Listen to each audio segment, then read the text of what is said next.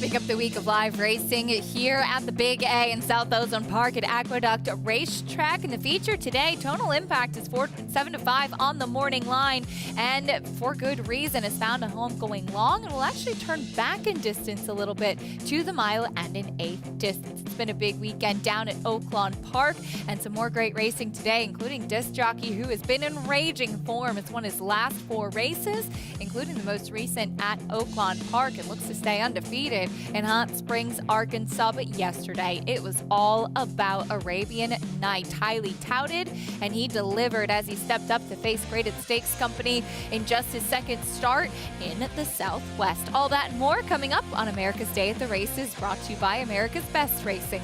For the love of the race, visit americasbestracing.net today.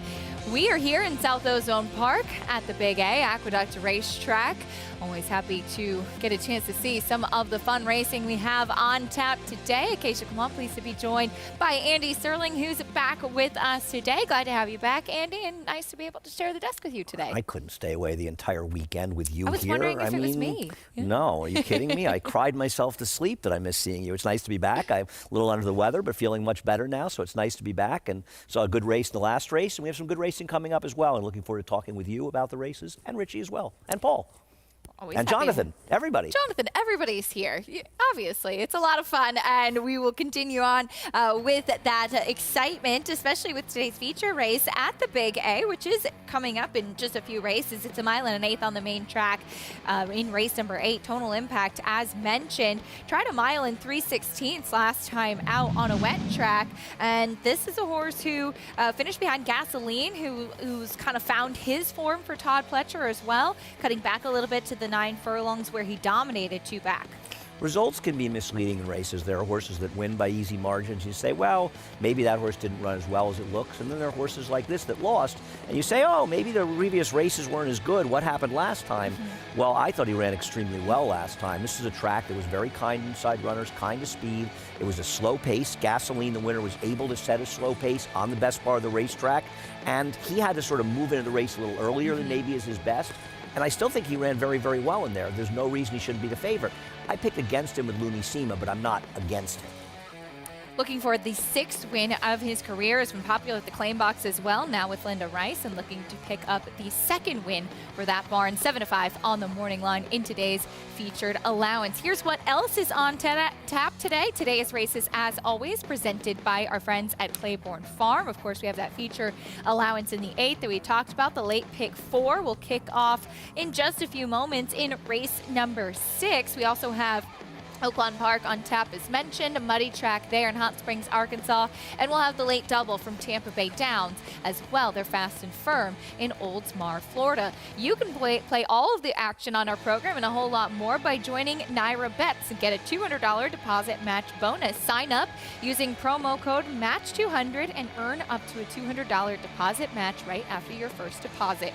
Bet any track, anywhere, anytime. Don't forget to join now at NairaBets.com for your $200 deposit match. About 13 minutes away from race 6 at the Big A. We'll be sprinting, going 7 furlongs on the main track here. Non-winners of 3 in life for $25,000. It's the fillies and mares in the spotlight as we take a look at the field. Fantail 9 to 5 right now with that big win last out. First off the claim for David Jacobson. It feels like with David Jacobson, he's like an all or nothing case. They either seem to run off the screen or they run disappointingly badly.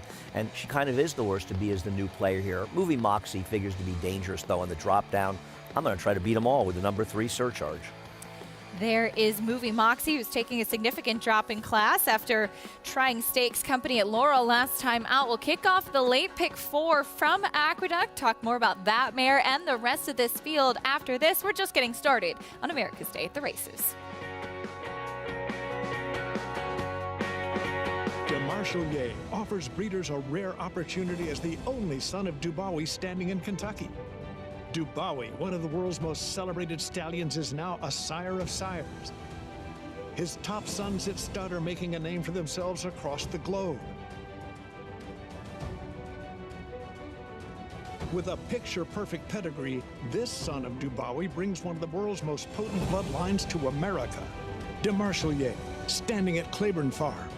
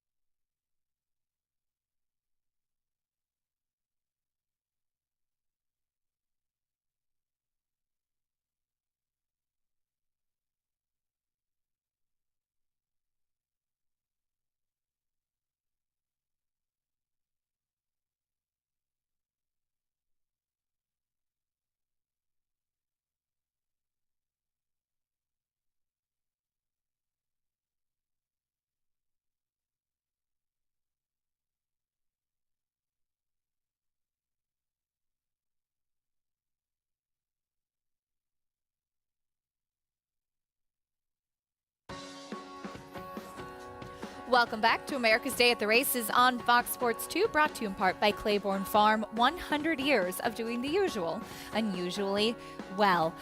Taking a look at the field for the 6th race coming up, Fantail is first off the claim for David Jacobson. Had an impressive win last time out at Churchill Downs when with Dale Romans. That was in the non-winners of 2 condition, so she's stepping up to face the next level. And the question is, Andy, can she repeat this effort? It's interesting. She really looks like more of a turf horse, except she's actually never won on the surface. And she's run okay in synthetic, and she's won 1 of 3 races with 2 seconds on dirt. She seems to be able to handle pretty much any surface. Her last race was a good one. She makes a lot of sense. She was claimed by one of the part owners, Jonathan Wong. And Jonathan Wong, I don't know if whether it's a, what do you call it? Losing it. Not that he's not licensed in New York. Suspension? Employee, what do you have, the insurance thing? What's it called? Workman's comp. Workman's comp. I wonder if it's a workman's comp thing. Or I don't know, because I know he hasn't run horses here. And Jacobson bought some horses from Jonathan Wong, but sure. It seems like he owns this one. He claimed it at Churchill, and Jacobson's training. Nothing wrong with it. It's a situation. Jacobson's just recently got back in the game and is doing the same thing he did before he left the game. He'll have some big winners, but to me, I always have trouble sort of figuring out when they're going to show up and run those races.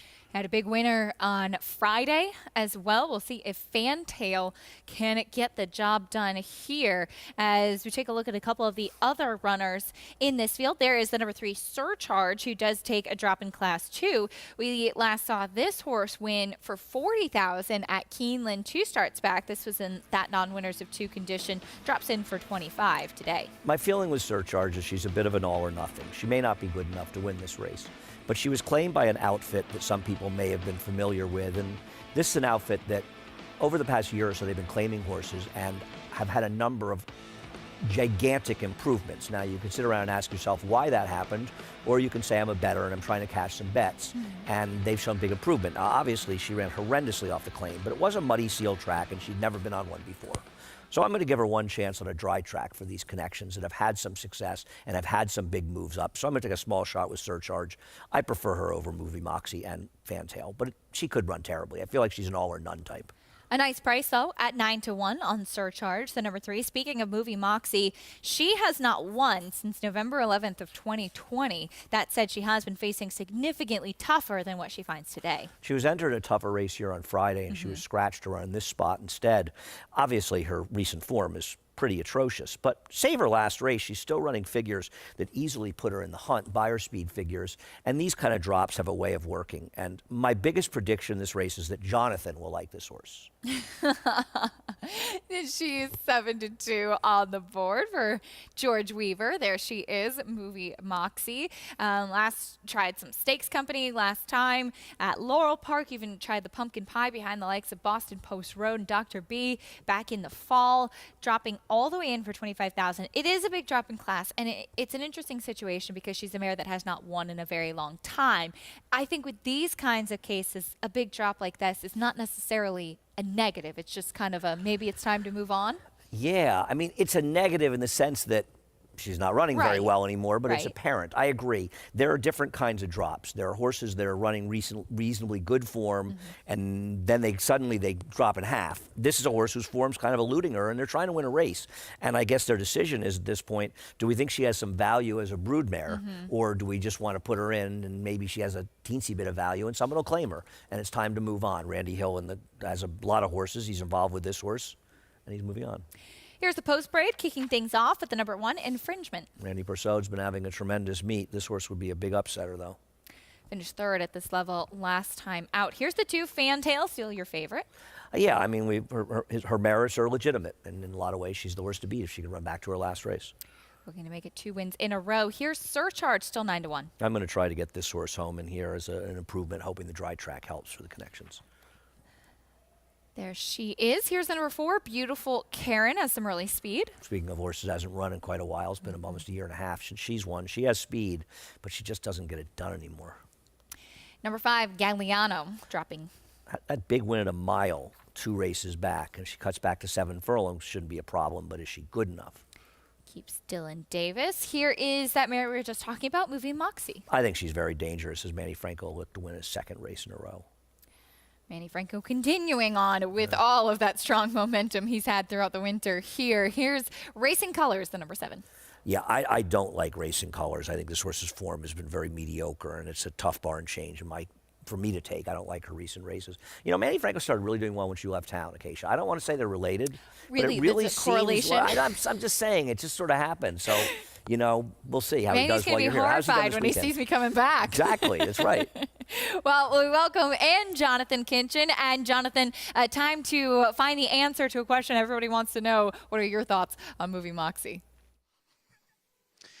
I'm not mad. I do see where she makes a little bit of sense in here. I just couldn't really get past the favorite.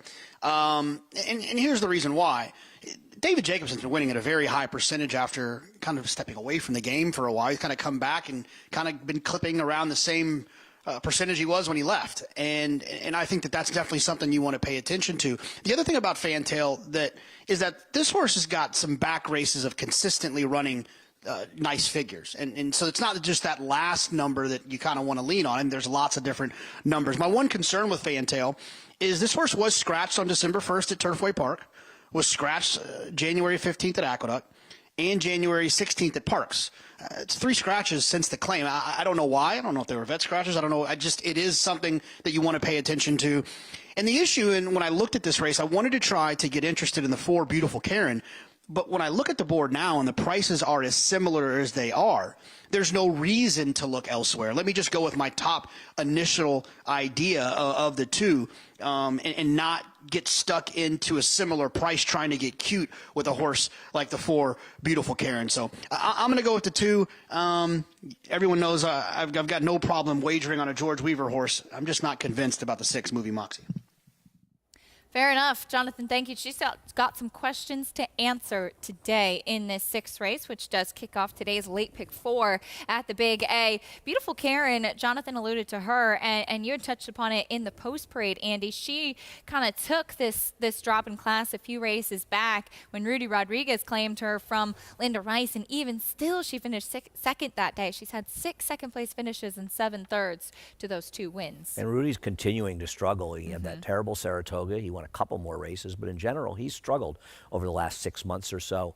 I'm shocked to see her the same price as the 2, but one thing is for sure, on paper at least, and they don't run races on paper, but she has speed, and she and the 2 could get in each other's way a little bit, and I think that potentially could help other horses like the horse I like, the 3 Surcharge, and the 6 Movie Moxie. We'll see how the pace does materialize here in the 6th race. Again, kicking off that pick 4, 5-2 on both Beautiful Karen and Movie Moxie. As we welcome in the 4th member of our team here, champion jockey Richard Migliori with us. Richie, what are you seeing from these fillies and mares on track? Well, Acacia, it's kind of interesting. There's 2 that really stand out from a physical perspective, and then one that, I don't have anything to compare it to, and that's Fantail, the 2. She just has kind of a dry, dullish coat, a little bit on the, thinner, lighter side, if you will. But her form really kind of makes her stand out, and she's got good natural speed, and I think she's going to get the right kind of trip. But I'm not thrilled with her from a physical perspective. The 3-horse, Andy's horse, Surcharge, that's one of the 2 that made the nicest physical impression. And she's really energetic, great movement in the warm-up, just a great way of moving and a lot of enthusiasm. And the 6, Movie Moxie, whose form has been wanting, but has faced much, much tougher. On the racetrack, she probably would have got the check mark the way she moved. Great energy level. You can go back to Saratoga this past year in September, running against the likes of Palm Cottage, Boston Post Road. If she ran that race, she'd be very, very tough here. And from a physical perspective, I think she's going to run a good race. So I had to decide between form and physicality. And this time I went with form with the 2, Fantail. All right, Richie, thank you. Let's see if the favorite can deliver, though she has, like many in this field, she has some things to prove. And I guess that's the question that you run into at this level of competition, Andy. You don't necessarily have a ton of form that you can really trust with this level of horse. I agree, and she's actually not favored. They just made Movie Moxie. Wow. She was favored when you said it, right? And then Movie Moxie slipped to the favorite, and I'm not surprised by that either. She's been kind of lukewarm. The fact that, that Fantail's saying the same price as Beautiful Karen was sort of odd. I don't trust Fantail. I know she's got 2 good dirt races. One of them is an off-the-turf race, 6.5 down the hill. Last time at Churchill seemed legitimately good. I'm not going to knock it. The race at Churchill down to 7 furlongs, though, 3 back. She'll get nothing if she runs that race. And she's got to get 7, and she's got to do it with Beautiful Karen's speed in here. So the likelihood of controlling on the front end is not extreme. And one of the things you have to say about horses, a lot of these turf horses, they get in the dirt. I don't think she's going to get a lot of kickback, and I don't worry about kickback as much as some of the others, but she's not going to want to be behind horses here, though probably in her case, she'll only be behind the number 4, Beautiful Karen. I would worry it doesn't set up well for her, and if the number 6, in my opinion, Movie Moxie, shows up with any kind of reasonable effort, I think she'll beat her. I'm just hoping I beat them both with the number 3, Surcharge. Can Movie Moxie run back to some of those big races she has in her past? There's a look at Beautiful Karen, also trying to turn things around. She's not won a race in September of 2021, and will be interesting to see how the pace does shake out here. Loading into the gate for this 6th race, and we have a pretty fun pick 4 sequence coming up too. We do. We're looking forward to talking about these races. Just happy to be here with you, talk about a little Oaklawn, see Paul, see how he's doing. I missed everybody the last few days. It was annoying being home. And you're going to Tampa for us the next couple weeks. Yes, I hope I'll it's be at warmer. Tampa. You went, it Me was too. It was freezing, right? Like 48, 49 degrees when I was there last. 48 down in Florida is like about 10 here. Well, yeah, because awful. you're not anticipating it. The humidity, it's different. Your body's not prepared Your body's for it. Yeah, not prepared. You're awful. mentally not prepared. So We expect to be cold here in the winter. But I have to say, I came here this weekend with all my layers, and I was actually warm out in the paddock yesterday. It's about the same temperature it was at Tampa, actually. It was. Yeah. It really was, actually. And the sun was not too bad. Well. But I still maintain that there is no place colder in the world than the parking lot walking from the A train across to Aqueduct. Well, it is when it's windy. When it's windy, it's like that wind tunnel out Yeah, there. it can be rough. Yeah. We've been fortunate this winter. It has not been cold. We had a little bit of a cold spell, but I think we weren't racing, or I was out in December. But we really haven't had any terribly cold days that I've been here for racing. Well, we'll take it. 6th race from Aqueduct to kick off the live racing on our program today. Fillies and Mares in the spotlight. Somebody looking for the 3rd win of her career. Let's send it up to track announcer Chris Griffin, who's standing by with the call.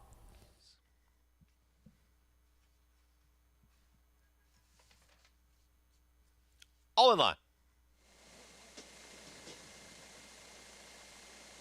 All set.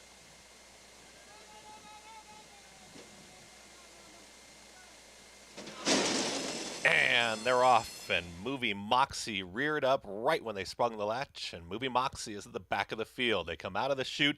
Fantail's got the early lead. It's Fantail who's ahead in front of Beautiful Karen, but they move quickly early up front. In behind them is Surcharge, who's going to track in 3rd, and at the rail is Infringement. Towards the back end of the field is Racing Colors, who's losing ground quickly. Gagliano and Movie Moxie is going to have to pass them all after the start as they work up the backstretch. Fantail's got the lead as a neck in front. They went 23-3 for the opening quarter mile. Surcharge has a tight spot here at the rail. Is Surcharge going to try and burst on through as they reach 4 furlongs left to go? Beautiful Karen is going to be right there in the 2nd position, still stalking. Infringement and Movie Moxie, they progress together from 4th and 5th. Surcharge didn't get through, had to wait for room. Losing ground there is Gagliano and the trailer, Racing Colors. They're well into the far turn. They went 47-4 for that half-mile time. Fantail and Beautiful Karen. Beautiful Karen has been looming up on the outside, and here's Beautiful Karen to put ahead in front. Fantail is trying to come back. Movie Moxie is running a big race, is taken 3rd, and the Pink Silks is up on the outside there with Infringement. They're 3rd and 4th.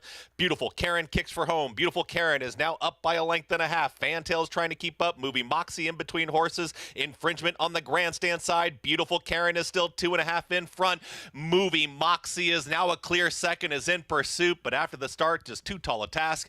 Beautiful Karen is 3 lengths clear. Beautiful Karen gets the victory. Beautiful Karen, Movie Moxie, a good 2nd. Then came flying on late Gagliano in another photo between Fantail, Infringement, and Racing Colors in 1 minute 27.80 seconds. Beautiful Karen with the win, as she was not, in fact, the pace setter, taken off of it a little bit today, and she gets the victory. Was leaning a little bit on the number 2, Fantail, who was backing up at that point into the stretch, but Beautiful Karen pulled away from this field, Andy. Yeah, I'm never going to cash when a horse like Beautiful Karen wins her first race in a year and a half for a barn that's not winning too many races these days. But she was able to stalk and put it away. I mean, obviously, if Movie Moxie hadn't blown the brake, And I don't know if we've had on the start, but it looked like she stumbled pretty badly. She probably would have won this race, but she did, and that's the way it works out sometimes. Beautiful Karen was able to stalk. Fantail absolutely nothing. My horse, as I said, an all or nothing horse. She was nothing. Moving Moxie in Chris Griffin's call, he said it seemed like she reared up a little bit at the break. And it seemed like she stumbled a bit. Yeah, But weird. Beautiful Karen, 4-6-5-1. Unofficially in the 6th race. Unfortunately, Moving Moxie kind of taken out of the game early on, but Jose Gomez and Beautiful Karen with the win in the 6th at Aqueduct. We head on over to Hot Springs, Arkansas, race 4 to kick off our live racing coverage there at Oaklawn Park. Here's a look at the field, and Andy, your wish is about to be granted. I miss Paulie. Let's welcome in Paul LaDuca. Paul, great day of racing at Oaklawn yesterday. Terrific job by you and Gary as well. Thank you very much, Keisha. Good to hear from you as well, Andy. I hope you had a couple good days off. Yeah, it was some great racing here yesterday. We got to see the Martha Washington. Wet Paint got a 71 buyer out of that race. The King Cotton, wow, Gunite was dynamite. He actually finished the last quarter in sub 22 and got a 104 buyer, and Arabian Night, I guess, lived up to the hype. I mean, you don't really know who he really faced in the Southwest, but a 96 buyer, and he was very, very impressive.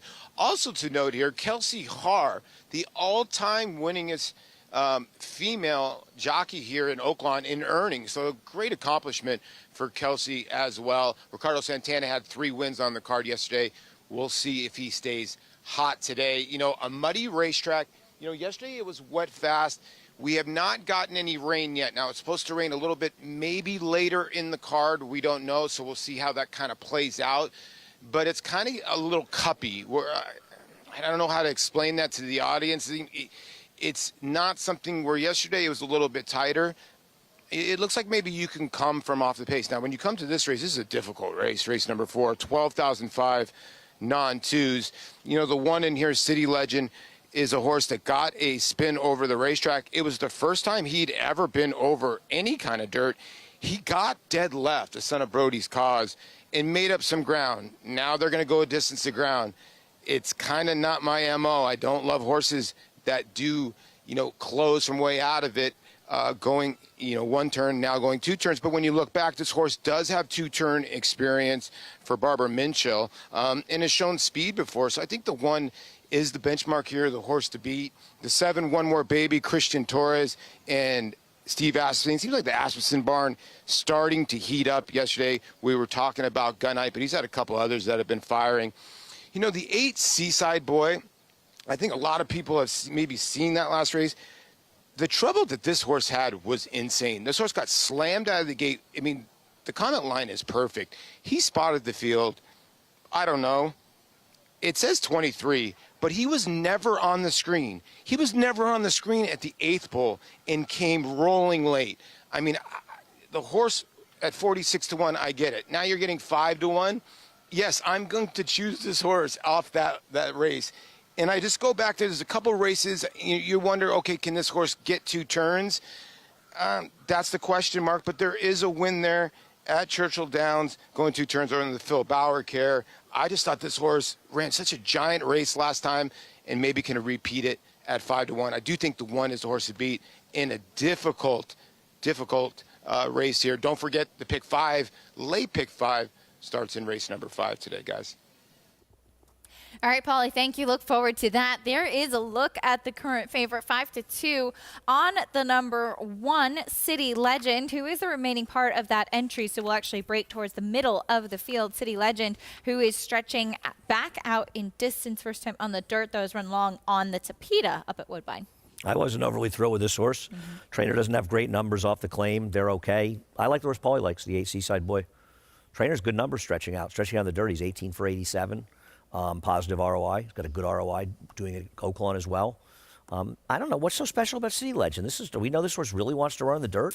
And do we know he wants to go long in the dirt? That's the question. He broke his maiden going 7 on the Tapeta up at Woodbine. He's run some decent races going long, but not necessarily better than those shorter ones. He was originally owned by a man who had a very good day yesterday. Yes, he did. Bruce Lunsford, his homebred. art collector in the Pegasus World Cup. And we think he's going to Claiborne to stand at stud now, right? Or is he done racing, or do we not know for sure? I'm not sure if he's I done. thought it was announced he was going to stand at Claiborne. Oh, I Am I didn't right? see that. But I Maybe believe I'm that he completely is. wrong. I believe that he yeah. is. But yeah, so that'll be exciting to follow. He's a terrific Very horse. cool horse. He ran Winner very of the well. Grade 1 Woodward. Yeah, and I think now that he won the Grade 1 Pegasus, they can bring the Grade 1 Woodward back to the spot of being Grade 1. Should be a Grade 1. It's only right. Absolutely. Well, we'll see what his future will have in store. They're behind the gate for the 4th at Oaklawn. Let's go back to Jonathan. Yeah, guys, I just want to talk a little bit about the 7 One More Baby really quick. Yeah, I've always found it interesting when Steve Asmussen, the winningest trainer in North American history, when he owns a horse and those horses are in claiming spots, I always trust their placement, right? I mean, if you follow this game, one of the biggest things as an owner who wants to kind of hang on, but a trainer who wants to drop the horse but can't. You hear it all the time. You talk to trainers, they'll say, this horse should be running for 40. Should be running for 40, but they're at a maiden special weight. You don't have to worry about that if Steve's making all the decisions and being the only person listed as the owner. You'd think that's the case. Ran last time at Turfway Park for this level. Didn't run particularly well. That's on a synthetic racetrack. But if you look at some of his dirt races in the past, when he was with Phil Bauer, when he was with Diodoro, he's run some numbers that could really make him tough in this spot. Now, he's got to find those numbers, but I do think that this running at this class level on the dirt, I think he does have a chance in here. And I like the price at 4-1. And I'm always going to like horses that are drawn towards the outside at Oaklawn. It just feels like in the clear, being able to just kind of run without getting stopped, it really seems to work well at Oaklawn Park. 4-1, a nice price too. Jonathan, thank you. One More Baby. Steve Asmussen, it's amazing. We saw, as Paul touched on, he had Goodnight very impressive yesterday in the King Cotton, and looking forward to a big 4-year-old year from that horse. And then we see Steve back in a 12-5 race with this runner here, trying to find the right spot for him. Steve wants to be in all the dances, and we appreciate that. And I agree. I think Goodnight could be poised to have a very, very good year. Obviously, it turned out to be disappointing with Jackie's Warrior. He still did win a Grade 1, and you can't take that away from him. But I'm sure Steve was disappointed, to think that never won a Breeders' Cup with that horse, and he just sort of fizzled out. He could have a very, very good year with Goodnight. I mean, I'm not saying he's not a Matoli at this point, but he's very good. Isn't it amazing, too, how Steve Asmussen just has a talented sprinter after sprinter, too? Yeah, was a very, very good trainer. He gets good horses, but he delivers with them, and he has sprinters, routers. He does very well. He's, and I think Goodnight. You think how close he came to Jack Christopher. I love the way he just kept fighting him. Alan Jerkins, he just kept coming and coming and coming. And I honestly think that they made a mistake. And I'm sure Steve is kicking him and thinking, if I'd only known Jackie's Warrior wasn't going to win the sprint, should have run Goodnight as there. he did, I'd have run him there, and I think he would have won. I really do. We'll recap the stakes action from Oaklawn yesterday a little bit later on in the show. We're loading into the gate for the 4th in Hot Springs, Arkansas. Let's send it up to Vic Stauffer for the call.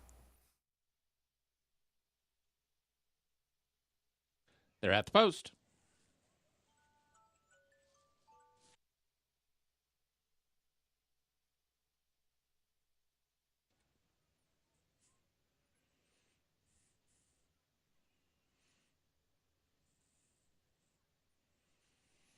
Riders off of Risky Situation.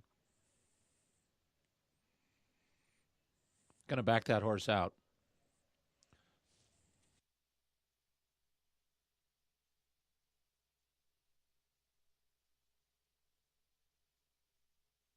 Kelsey right back aboard. Risky Situation right back in.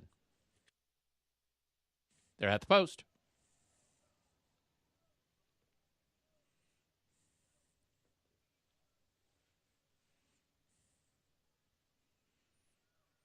They're off.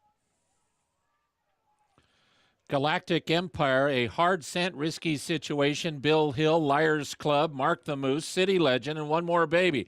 About 3/4 of the field tried for the front. Jim and Jim is third last. Then comes Seaside Boy, and the trailer is Super Geek. To the backstretch with Liars Club just in front of Bill Hill and Mark the Moose to the outside. Liars Club a length in front. Mark the Moose has taken over second. Bill Hill's third at the rail. City Legend secures a good striking position, fourth and about 3 off the lead. 2 in front of One More baby and risky situation. Then Galactic Empire and Jim. They've got about 7 to make up. They are 3 in front of Seaside Boy, and the trailer is Super Geek as they run up the backstretch, and here's Mark the Moose to move through and take the lead. Mark the Moose, a half length in front, now of Liars Club in second. It's 2.5 now to City Legend, who still sits a perfect trip for Walter De La Cruz, and City Legend is in good striking position, no excuses for him. One More Baby is next, then comes Risky Situation, Galactic Empire, and Jim between horses. Seaside Boy is third last with 8 to make up, then Super Geek. Bill Hill has dropped out last, and here comes City Legend 3 wide. De La Cruz just looked behind, so he thinks he's got the top 2. We'll see as they get to the top of the stretch as Liars Club has retaken the lead. City Legend is outside. Mark the Moose drops back. Seaside Boy has moved up into 4th, but he's still 4 lengths behind the new leader, who is named City Legend. City Legend now has the lead by 2. Seaside Boy is closing in the center outside of Liars Club, but City Legend, a 16th out, has got it. City Legend, Liars Club, Seaside Boy. It is City Legend in front. City Legend beat Liars Club by 5. Seaside Boy was third. One More Baby finished 4th. City Legend with the win off the claim. I want to welcome in our new viewers as well. If you're just tuning in on Bally Sports Southern California or San Diego, that was the 4th race from Oaklawn Park. Acacia Pamont and Andy Serling here with you as we see this horse, who was the favorite, Andy, City Legend, off the claim and stretching out in distance, and it turned out this was, in fact, the right spot for him. The betting public was right. Paulie was right, saying this horse was the horse to beat. I was dead wrong. I'm looking at now, and I still can't figure out why this horse was the horse to beat. I'm dumbfounded. Went off at 9 to 5. Galloped. Yeah. Obviously much the best. I'm dumbfounded. Big performance over Liars Club, another horse who had been running up at Woodbine on turf and synthetic. Seemed to run pretty well down at Oaklawn too, with the addition of those blinkers. 1-5-8-7, it looks like, in the 4th at Oaklawn Park. We'll recap some of these stakes action from around the country, including the toboggan yesterday at Aqueduct. Jockey Andrew Wolfson had a 2-win day at Aqueduct, including his first graded stakes victory aboard Repo Rocks.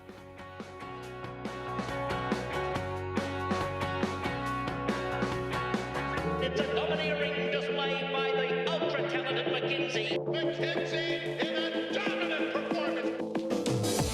300 won it, 300,000, 275, medium 275,000, 75, but to get 75, 275,000, 250 on Ralph now, 250,000, here but to get $200,000.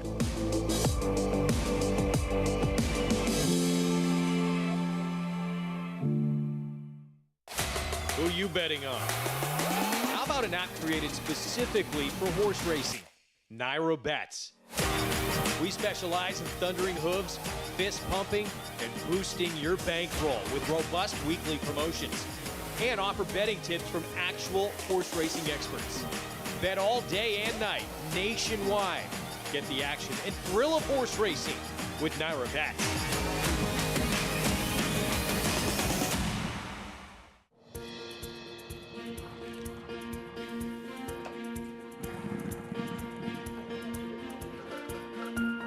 We take pride in what we do. For me, it's more of a passion than actual work. I'm an assistant trainer. Carpenter. I'm a peace officer. I'm a jockey. I'm a gardener. I'm a groom. Clocker. Assistant starter. Trainer. ESL teacher. I love what I do. There's so many jobs that come together every day. It's a collective effort that really makes this ball go round. We are New York Racing. I couldn't imagine working anywhere else. For me, riding horses in the morning is the best thing I can do. New York Racing helps support my small business. It's extremely important to the New York economy. Like my dream come true. This is like a big family. We are New York Horse Racing. You're watching America's Day at the Races, brought to you by Naira Bets. You can bet any track, anywhere, anytime. Get started at nairabets.com today. We'll use some prices at Aqueduct in race number 6. It was Beautiful Karen who got the win, not by setting the pace, but in fact by pressing and stalking a little bit, and she took over. Turned out to be much the best. Not something you often say with Beautiful Karen in the race. No, and you're a lot smarter than me if you had this horse, because I didn't see her at all. A little bit of a change of running style. She buried the favorite in there, who didn't run well at all. Maybe Movie Moxie should have won if she hadn't had trouble at the start, but nonetheless, she had trouble to start. And Beautiful Karen, an easy winner here. Congrats, Connections. Movie Moxie with that bad stumble at the break put her behind the 8 ball early on. She had to settle for second, but $9.80 for Beautiful Karen in race number 6 at Oaklawn Park. In the 4th, the favorite delivered.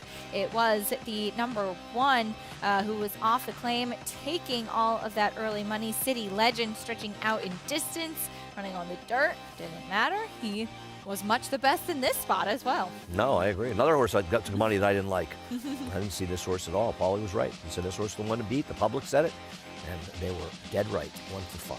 Public absolutely correct. Got a nice trip and pulled away from the rest of this field over the number 5 and 7 and number 5 and 8, in that race. Much the best, finishing up in the 4th at Oaklawn Park. $5.80 for City Legend. And that is race 4 at Oaklawn. Back over at the Big A. Time for the 7th. We'll be going 7 furlongs on the main track. Fillies and Mares looking for the 3rd win of their career. There's Villa Regia first off the claim for Amira Shishakli. We'll talk a little bit more about her chances and the rest of this field after this on America's Day at the Races.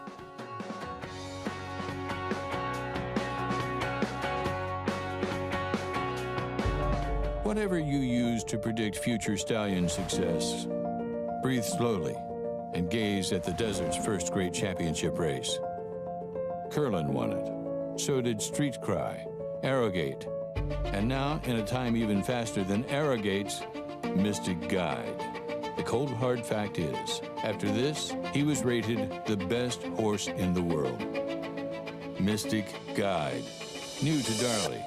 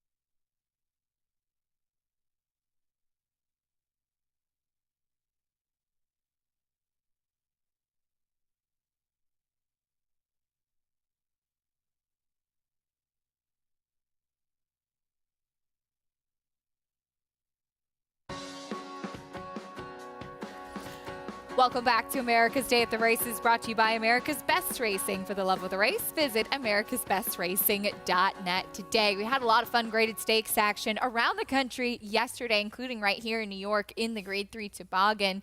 Kind of billed as a rematch between Drafted and Little Vic after that Gravesend, but it was an upset, Andy, with Repo Rocks running a huge race. He got a setup, but a 111 buyer speed figure. To put that into perspective for people, Flightline, who was brilliant last year, was running buyer speed figures in the 120s.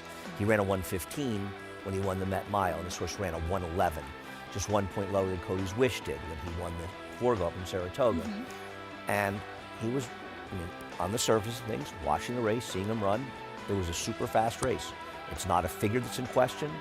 It's a little bit of a questionable performance because I think it's very reasonable to say, where'd it come from? Right. It's a 5-year-old who has been in some good form. He's run Beyer figures in the 90s, but he has a trainer who's been a very controversial trainer. And a trainer who's won a high percentage out of town. He's had his share of problems out of town as well. And for years, he would occasionally come to New York and they wouldn't win at all. Suddenly, about a year ago, he started coming here and they started running fairly well and winning. And whatever it was, but I understand why people get some raised eyebrows with a performance like that. A 5-year-old suddenly becoming as fast as the best horses in the country, in fact, faster than a lot of them. It's a much faster Beyer speed figure than the Pegasus got yesterday. This was a very, very fast race, and you just wonder where it came from. But in the service of things, it was a huge effort, and they have to be thinking about the Grade 1 Carter for him. You would think huge effort from Repo Rocks, who's now won 3 in a row. That was the first graded stakes win as well for jockey Andrew Wolfson, who had a 2-win day here at the Big A, both for Jamie Ness on yesterday's Saturday card. Back to today, we move on to race 7 at the Big A, kicking off the post parade with the number 1, Carly Hustle. Yeah, Carly Hustle would be a big upsetter in here. Has run a couple races coming to Finger Lakes and getting into John Toscano's barn. They're just not competitive. She's 12-1 right now on the board. Here's High School Crush dropping back down to 14. I'm not telling you who my high school crush is, no matter what you say, Acacia. Well, look, I know horse. Lafitte has asked you a few times, and you won't even answer him. It was actually Lafitte, but I don't want to make a big deal about that's it. fair. 3-1 favorite on Villaregia. I can understand why people think she's ours to beat because she's claimed by Amira Shishakli. His horses have been running extremely well recently. On the surface of things, I see why she's a player. I'm going to try to beat her, but she can win. Second off the bench for Amity Island. I picked Amity Island. She has back race, can win it. She was awful last time, but she didn't get bet a nickel last time. And I'm wondering if Linda Rice knew she needed a race. Easy Play dropping back down to 14. She's going to be the speed. I think she's the sneaky one here. Now, she's not a great price at 7-2, but I think as the speed, she's going to be dangerous in here. Bells on her toes went by. Here's London Gold. She'll probably be stalking Easy Play. I don't know if she's fast enough to put that much pressure on her, but Jose Gomez will look to win 2 races in a row with stalkers. And Big Tony's Girl to the outside. Yeah, she's had her moments, but in general, she's a little on the slow side, and she hasn't run since November, and she ran a stinker that day. 7-1 right now on the board. Mitch Levitas must be in the truck. There's a lovely flag shot to welcome you back, Andy. Yeah, I've missed a lot of people here. I did not miss Mitch. It's interesting how you sort of know how you feel with people. I missed Mitch. Did you?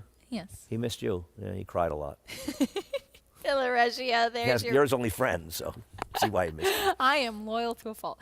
Villaregia, there she is, first off the claim here. We're taking a look at her second place finish last time out before she was picked up and moved to the Amira Shishakli barn. But Backed by Gold came back with a nice performance. She was just beaten at 7-1, I believe, in her next start. And then she won here yesterday in a game victory. So she lost to a horse that is in very good form. But make no mistake, if you're betting this horse, you're betting this horse because it was claimed by Amira Shishakli. This is a trainer who had not a lot of success over the years, former assistant to Gary Contessa, and is going out on her own. And suddenly in December, she started winning races, and she's won a bunch of races, and she's had some big performances. And those are going to catch people's attention, claiming some horses. I don't know how it is to claim horses from Lynn Cash, who's had some success here as well. But I think the draw to this horse, not only is her last performance, but is being claimed by Amira. Let's see if there's a little bit more blue sky for her. She's actually co-favorite right now with the number 4, Amity Island, who is 3-1. I thought you brought up a good point that she could potentially move forward second off the bench. Yeah, the reason I picked her was I thought maybe she'll get bet a lot more strongly in here because she didn't take a nickel last time. They just knew she wasn't going to win. And I just wonder second time out because she's got a plethora of races faster than these. But there's also the possibility that she just can't run anymore. Horses warming up on the track. Let's check in with Richie McLaury. Yeah, guys, let's talk about the 3 Villaregia. Amira Shishakli does a lot of cross-training, meaning she does other disciplines with her racehorses. They'll take them to a farm out east and, have them popping over fences and doing dressage, and it just makes them much more supple. They move better. They use different muscles, just making them more limber athlete, if you will. And it seems like that's been paying off. Villaregia looks terrific. I love everything I see about her. She's carrying really good weight. Even when she ran so well last time, I thought she looked a little bit on the light side. Looks like she's really doing well coming into this race. And she certainly, from a physical perspective, would be one of the horses I would pick. The horse that stood out, though, that will be ultimately my top selection is the 5 Easy Play. This horse was super sharp in the paddock. kind of contained, but just on the boiling, that simmering point on the racetrack with Dylan Davis in the warm-up. And from a physical perspective and the drop in class, she will be my top selection, guys. 4-1 now on Easy Play, and her speed, not to mention the demeanor that she was showing Richie backing up, that makes her very dangerous in this spot. I picked her second. I went 4-5 in here. I thought about going 5-4. I have no issue at all. You know, she got involved in that pace last time. And she got involved in the pace, by the way, with Beautiful Karen, who we just saw beat a tougher field last race. So I think you have to think the Beautiful Karen's performance flatters this horse last time, and I think it moves her up. And I think she's a major, major player in here. And if Dylan can shake loose of London Gold and control, she's going to be tough. Jonathan Kinchin still with us. JK, what are your thoughts on the 7th? Yeah, you know, I'm just a little bit interested, and it's hard, you know, because Randy Prasad's not necessarily the highest percentage of trainers, 6% in his career. However, 16% so far at this meet. So things are kind of going well for that barn. And if you watch London Gold's last race, and this is just kind of a default for me, I just don't think that rail trips in this day and age on the modern racetrack are as what they used to be, where they used to be like that was where you wanted to be. I feel like being stuck down on the inside has become more of a negative than it has, than it's a positive. And I think that because I think sometimes the rail is a little bit of a deeper surface for horses. They get a little bit more tired down there. So the 7 London Gold, if you watch that replay, spent the entire time down on the rail. So basically, I just feel like that performance is a little bit better than it looks on paper. Therefore, I think the price of 9-2 is a little bit more fair based off of London Gold's past performances. All right, Jonathan, thank you. 5-2 favorite on Villa Regia. It is a few horses pretty evenly matched on the board right now, Andy. Yeah, I'm surprised the horse Jonathan's taking is betting a lot of money. I respect Jonathan liking that horse. I didn't see her at all. She's getting bet at 9-2. We'll see. You're right. Nobody's that strong. But the way Amira's horse has been running, I can understand why people are flocking this horse off the claim. I did not. Loading in for race number 7 today at the Big A, late pick 3 starting here. Let's see if Villa Regia can get the win off the claim. Chris Griffin standing by.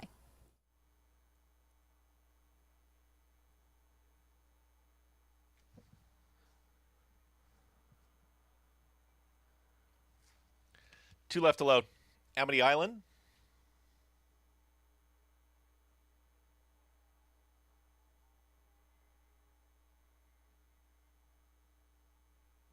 London Gold.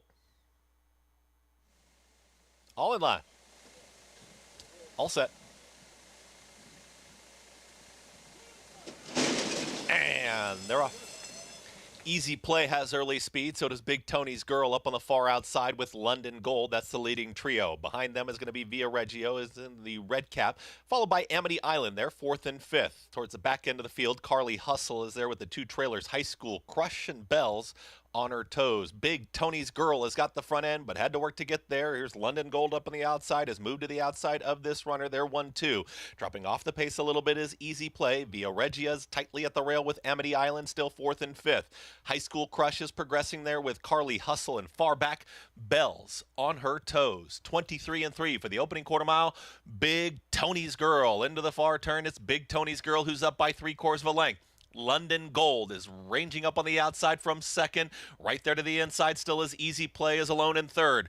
High School Crush is now progressing, moves to the outside of Amity Island. Via Regia is dropping back. Then from the back, Carly Hustle, Bells on her toes, has trailed throughout. They reach a quarter mile left to go.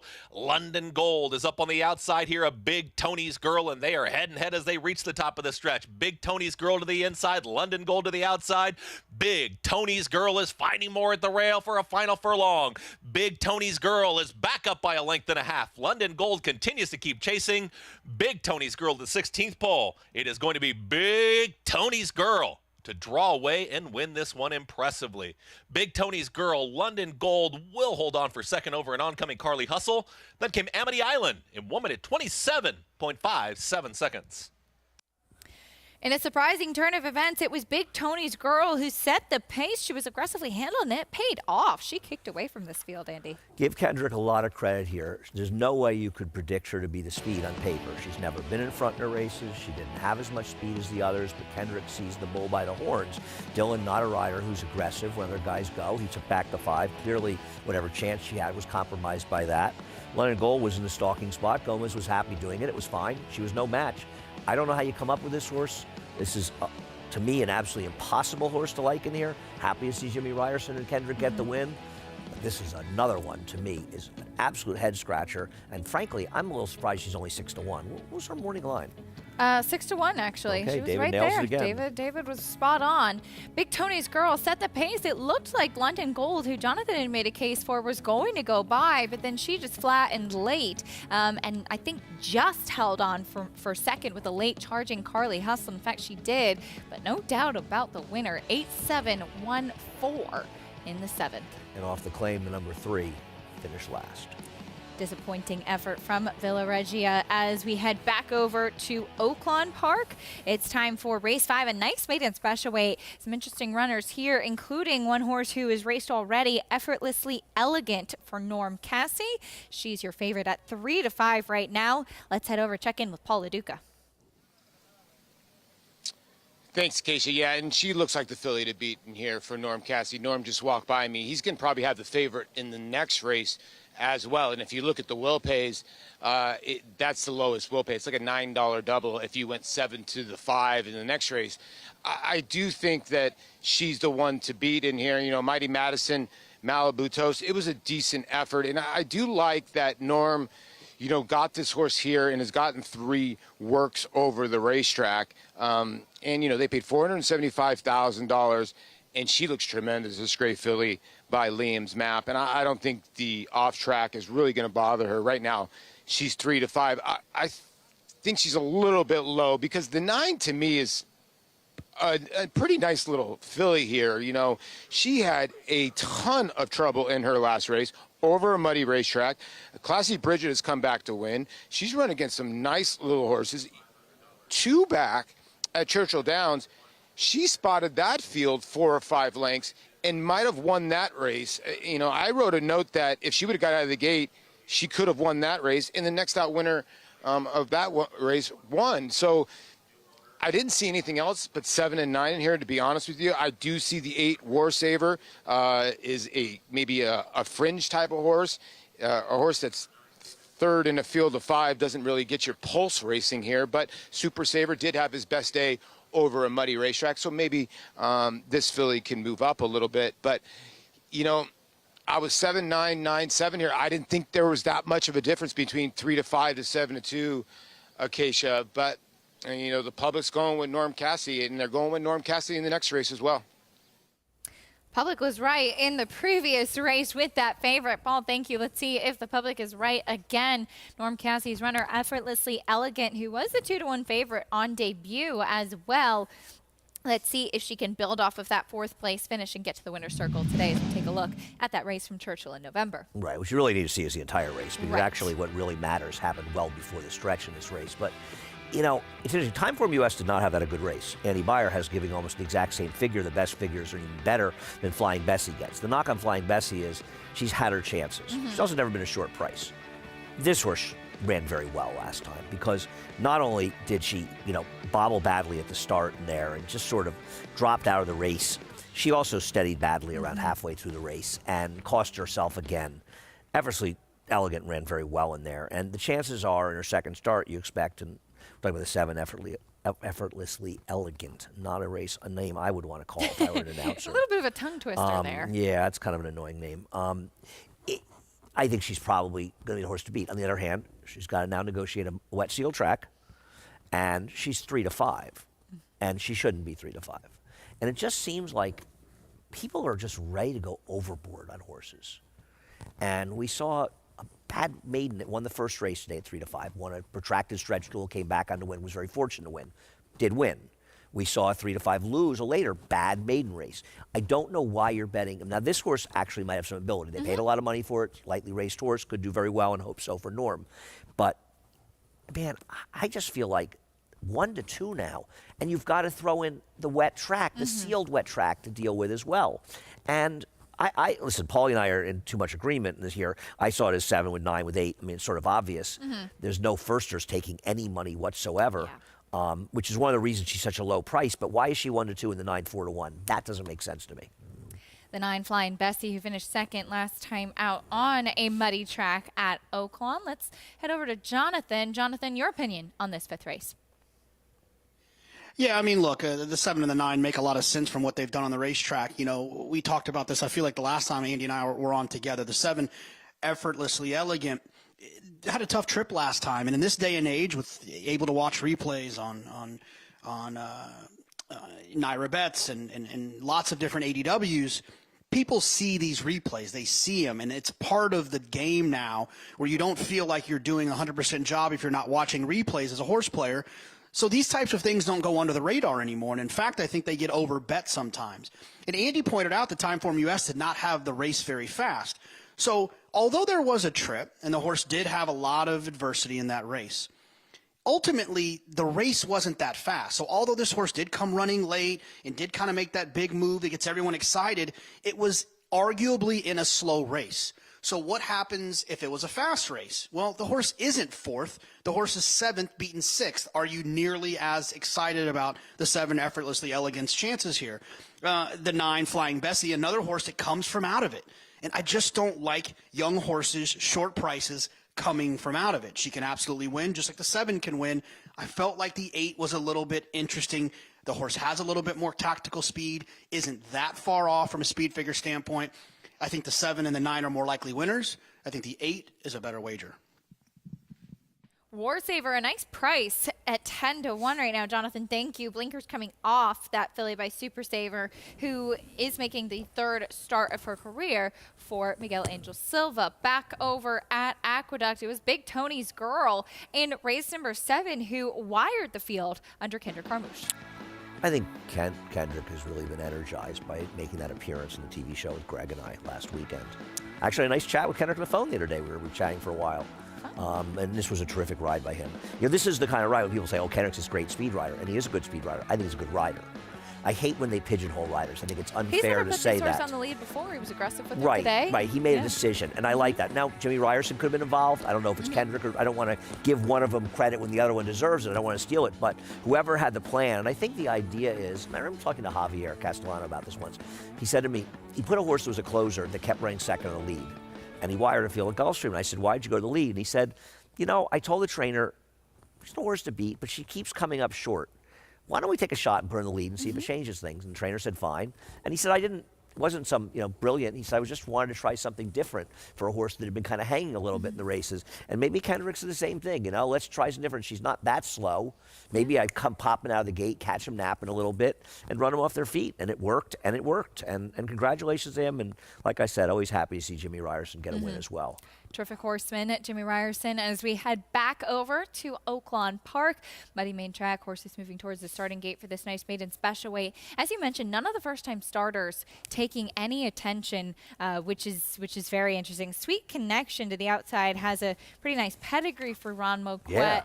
Yeah. But this one, I watched that Timonium 2-year-old Sales Breeze where she went 10-2. Did not like that breeze at all. She looked very uncomfortable, kind of swishing her tail all over the place. And she's 20-1, maybe one to watch, but there is pedigree there for sure. There is. I can't read my writing. I know she's half to Kobe's back. Well, I know she's half to Kobe's back, right? Who's an exciting California closer. Right. Came over the Bayshore, never got it together. But also the horse that won the Gallant Bob with a 106 buyer. That's the one whose name. Well spelled. Yes. Not well written in my paper. I don't think you read that? But the other thing is, there's also a number of foals that weren't good, and I wonder if she's getting a little older and stuff. And you didn't love the breeze. Those two were earlier on, and usually if you have a mare that's a good producer, you're going to see the best production really early on in the breeding, and if things start to tail off, that's not uncommon. Yeah, I look for that a lot. Now, sometimes you'll see a horse will tail off a little, and then all of a sudden they'll have a couple good foals. Right. God, it's scary to think how long ago it was. She's 22 years old, I think. No, I didn't write it down how old she was. The last two foals were winless. But so Kobe's back has got to be well over a decade ago. It's wild, isn't it? Yeah, I think I was working here though. Yeah. When he ran. Very cool looking horse too. Yeah, he was a beauty. Well, we'll see. 19-1 on that first-time starter to the outside. 1-2 still on Effortlessly Elegant. I have to say that slowly. The second-time starter for Norm Cassie. Let's see if she can get the job done. We'll soon find out. Graduation day for one of these young fillies. Fixed Offer has the call. Last to load will be Sweet Connection.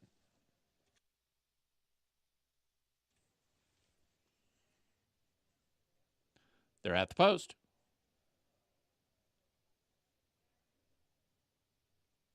They're off. Pivoski, Flying Bessie, Sweet Connection, Effortlessly Elegant. These four are quickest. Effortlessly Elegant puts a neck in front. Mary's Boone is in the firing line as well. Then War Saver and Misanalyzed, and the trailer is Ratified. Effortlessly Elegant just in front. From Donnie in second. Effortlessly Elegant now going to clear off, and she scampers away by 2. Donnie is a second with Mary's Boone third and 3 from the front. Flying Bessie has 4 lengths to make up. She's a length in front of Pivoski. Sweet Connection is beginning to advance. 6 off the front, 2 back to Ratified. Now the 2 trailers are War Saver and Misanalyzed, and Effortlessly Elegant is in charge and running a very big race at this point. Effortlessly Elegant turns into the stretch with a 5-length advantage over Donnie. Sweet Connection, who continues to advance. Flying Bessie to the outside. Effortlessly Elegant, a final furlong, and she leads by 5. Donnie, Flying Bessie, and Mary's Boone are battling for minor awards as Effortlessly Elegant is much the best. Effortlessly Elegant won by 4. Donnie just beat Flying Bessie for second, and Mary's Boone finished 4th. Effortlessly Elegant. She lived up to her name, stepped away from the rest of the field, and she was impressive. It looks like trainer Norm Cassie has a filly with some talent on his hands. Oh, I'm thrilled for Norm. Always rooting for him. Someone's got to take care of our friend Gabby Cadet. You know, I hate seeing her work for a living. Really, she deserves so much better than that. But this horse, this horse was good. You know, broke professionally today. You know, got out of the gate, went to the front. None of the other horses that ran the 8 or 9 showed up at all. I still don't think ran okay outside. I think she might have gotten second, the 9. Second or third. No. The 3 was second, Donnie. The 10 was third. No, the 9. No, it's the 9. You're right. I apologize. I thought that was Sweet Connection. The Kobe's back. I had the wrong horse. Thank you. Yes. But this horse was very impressive. I mean, we saw a really nice looking maiden filly, a 3-year-old, win the race before we came on. A first-time starter asset purchase, and now this horse, Effortlessly Elegant, looking very good as well. And it's nice to see some good fillies, because there's only really one good filly out there, Tom Amos's horse, apparently. That's right. Who's your filly? 3 weeks. 3 weeks from yesterday, Yeah. February 18th. Well, exciting, nice filly with a big future, but a horse who has created quite the resume on the racetrack now. Art Collector picks up another Grade 1 win yesterday in the Pegasus World Cup. We'll recap that and more after this.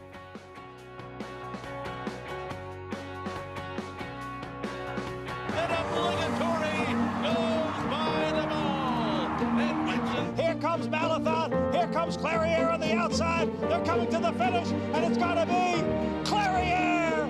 Nest, much the best. She won by better than 10 lengths.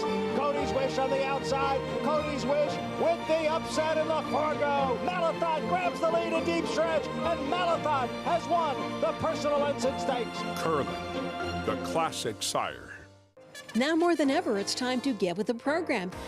When shopping for your next race prospect, consider that New York breds start with an advantage. Our New York breds run for serious green. At Saratoga Race Meet, New York bred maidens run for up to $88,000. New York bred allowance horses run for up to $100,000. And New York bred owners can collect awards of up to $20,000 per horse per race. So get back with the program. Seriously. Flightline is in full flight. Flightline turns it on at the top of the stretch, and he's in cruise control.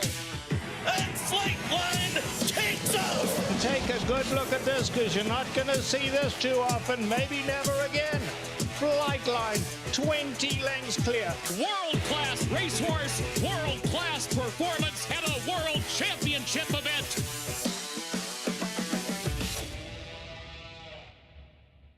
Racetrack Television Network brings you every race From every track, on every screen, every day.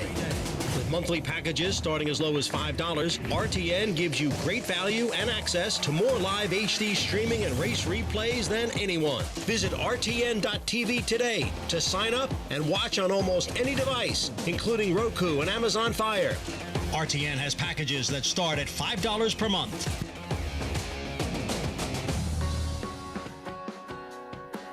You're watching America's Day at the Races on Fox Sports 2 and our regional network. So glad to have you with us on this Sunday afternoon. As we head into the winner's circle at Oaklawn Park, we saw a nice filly, Effortlessly Elegant, who certainly could have a big future. Trainer Norm Cassie, owned by Alex and Joanne Lieblong, she delivered to that short price favoritism over a big price first-time starter, Donnie. Maybe one to watch moving forward. Yeah, no, this was a nice effort. I mean, you wait for speed figures to come out, but it's not just, it seems like a relatively quick time the way she commanded the field, but she was in absolute control of this race every step of the way. And it's a typical first-time starter, right? Didn't get out of the gate that well, a little bit green, and so much more professional, and I couldn't be happier for Norm. And the Lieblongs as well, who have a lot of horses in the game. They have a lot of skin in the game, and, they have one of my favorite horses a number of years ago, who you probably remember, the Big Beast. Oh, yeah. Love that. If only he could have stayed sound. He was just too big for his own good, but he was a good horse. And he's got I saw a lot of his offspring down in Florida, really? Actually. Yeah. Oh, is he standing in Florida? He's standing in Florida. And surprisingly, a lot of the horses I saw by the Big Beast were on the smaller side. Really? Yes, which is funny because he was always known for being such a big horse. Very cool horse. Good horse. There is a big horse, son of Tonalist, Tonal Impact, who's in the paddock. Your favorite, 3 to 5 currently on the board as we get ready for the feature at Aqueduct, going 1 1/8. The distance that this horse won pretty impressively at 2 starts back. See if he can repeat that effort after this.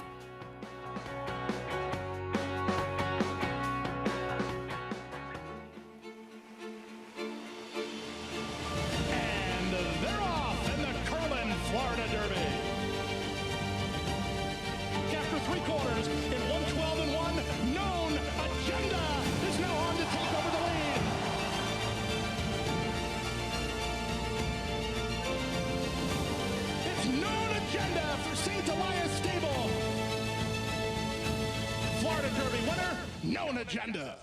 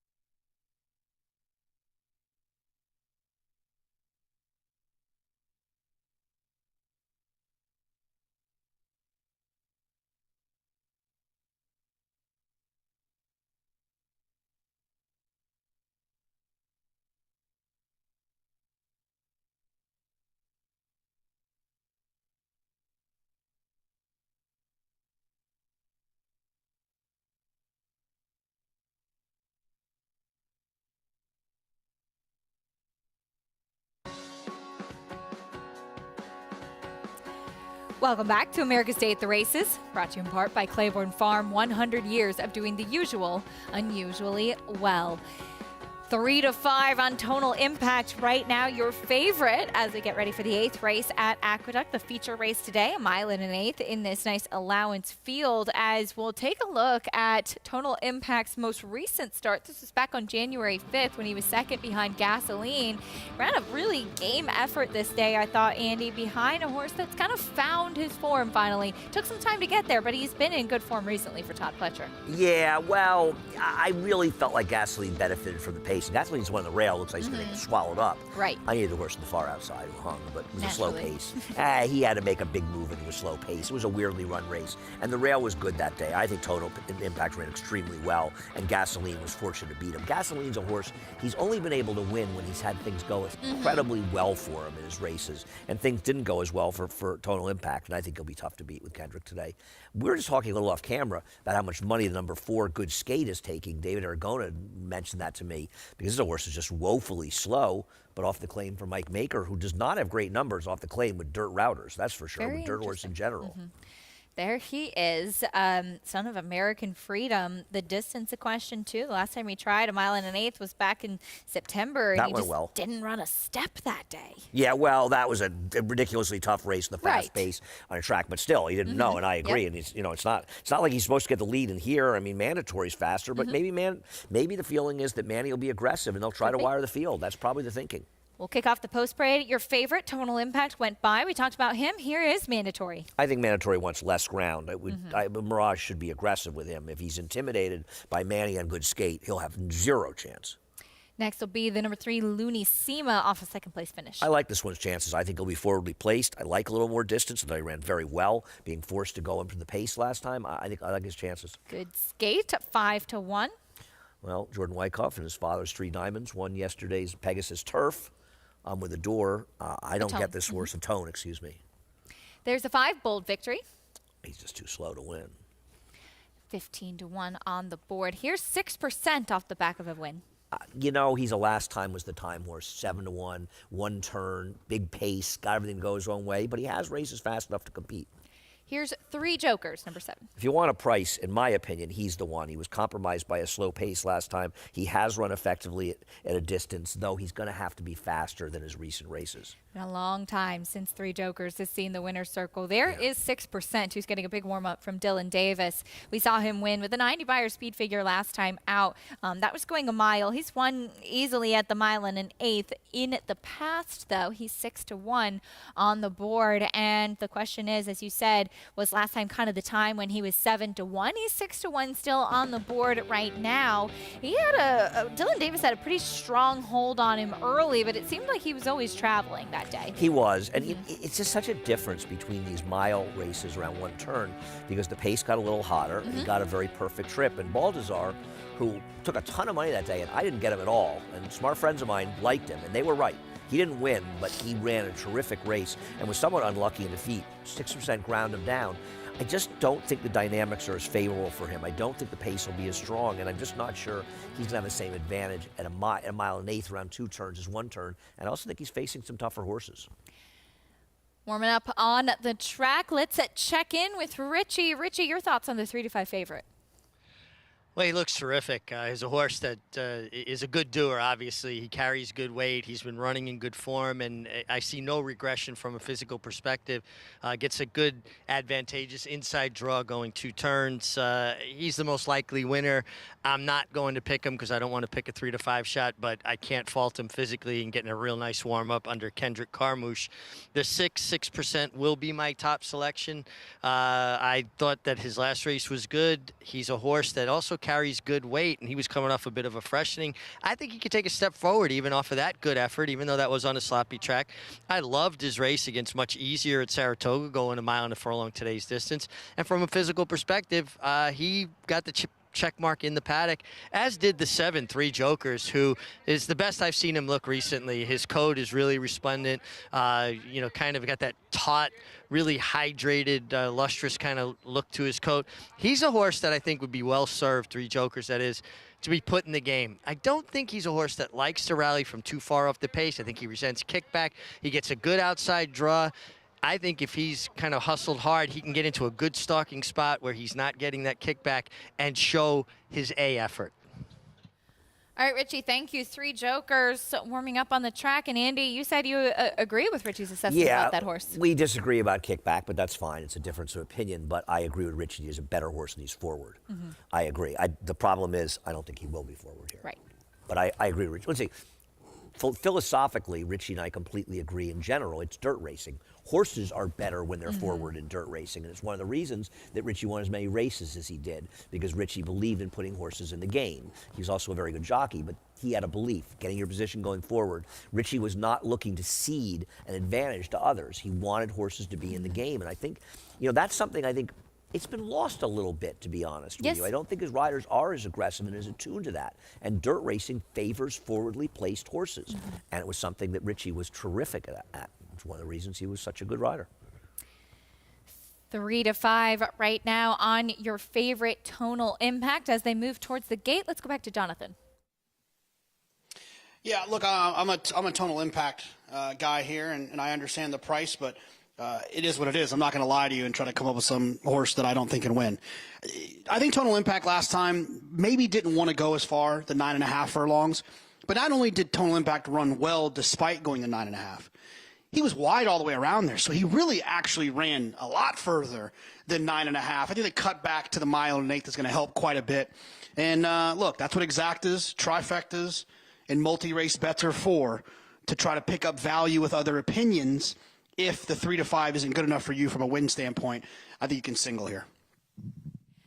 He looked a picture on the racetrack for sure. Jonathan, thank you. Tonal Impact, short price favorite. Let's see if he can get back to the winner's circle, getting back to that 1 1/8 distance, loading in for race 8. Final thoughts, Andy? I bet the 3 here. I think the 3 is a crazy price at 9 to 1. I think he could be forward. I think he's a possible upsetter. They do have the one to beat, though, but I think that Looney Seam has a chance to do it. Chris Griffin standing by with the call of the feature race at Aqueduct. 3 Jokers.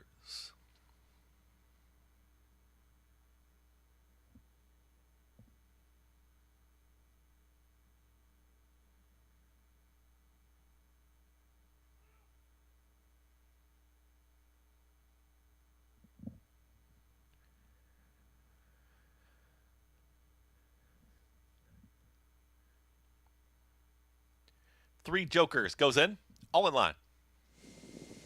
All set. And they're off.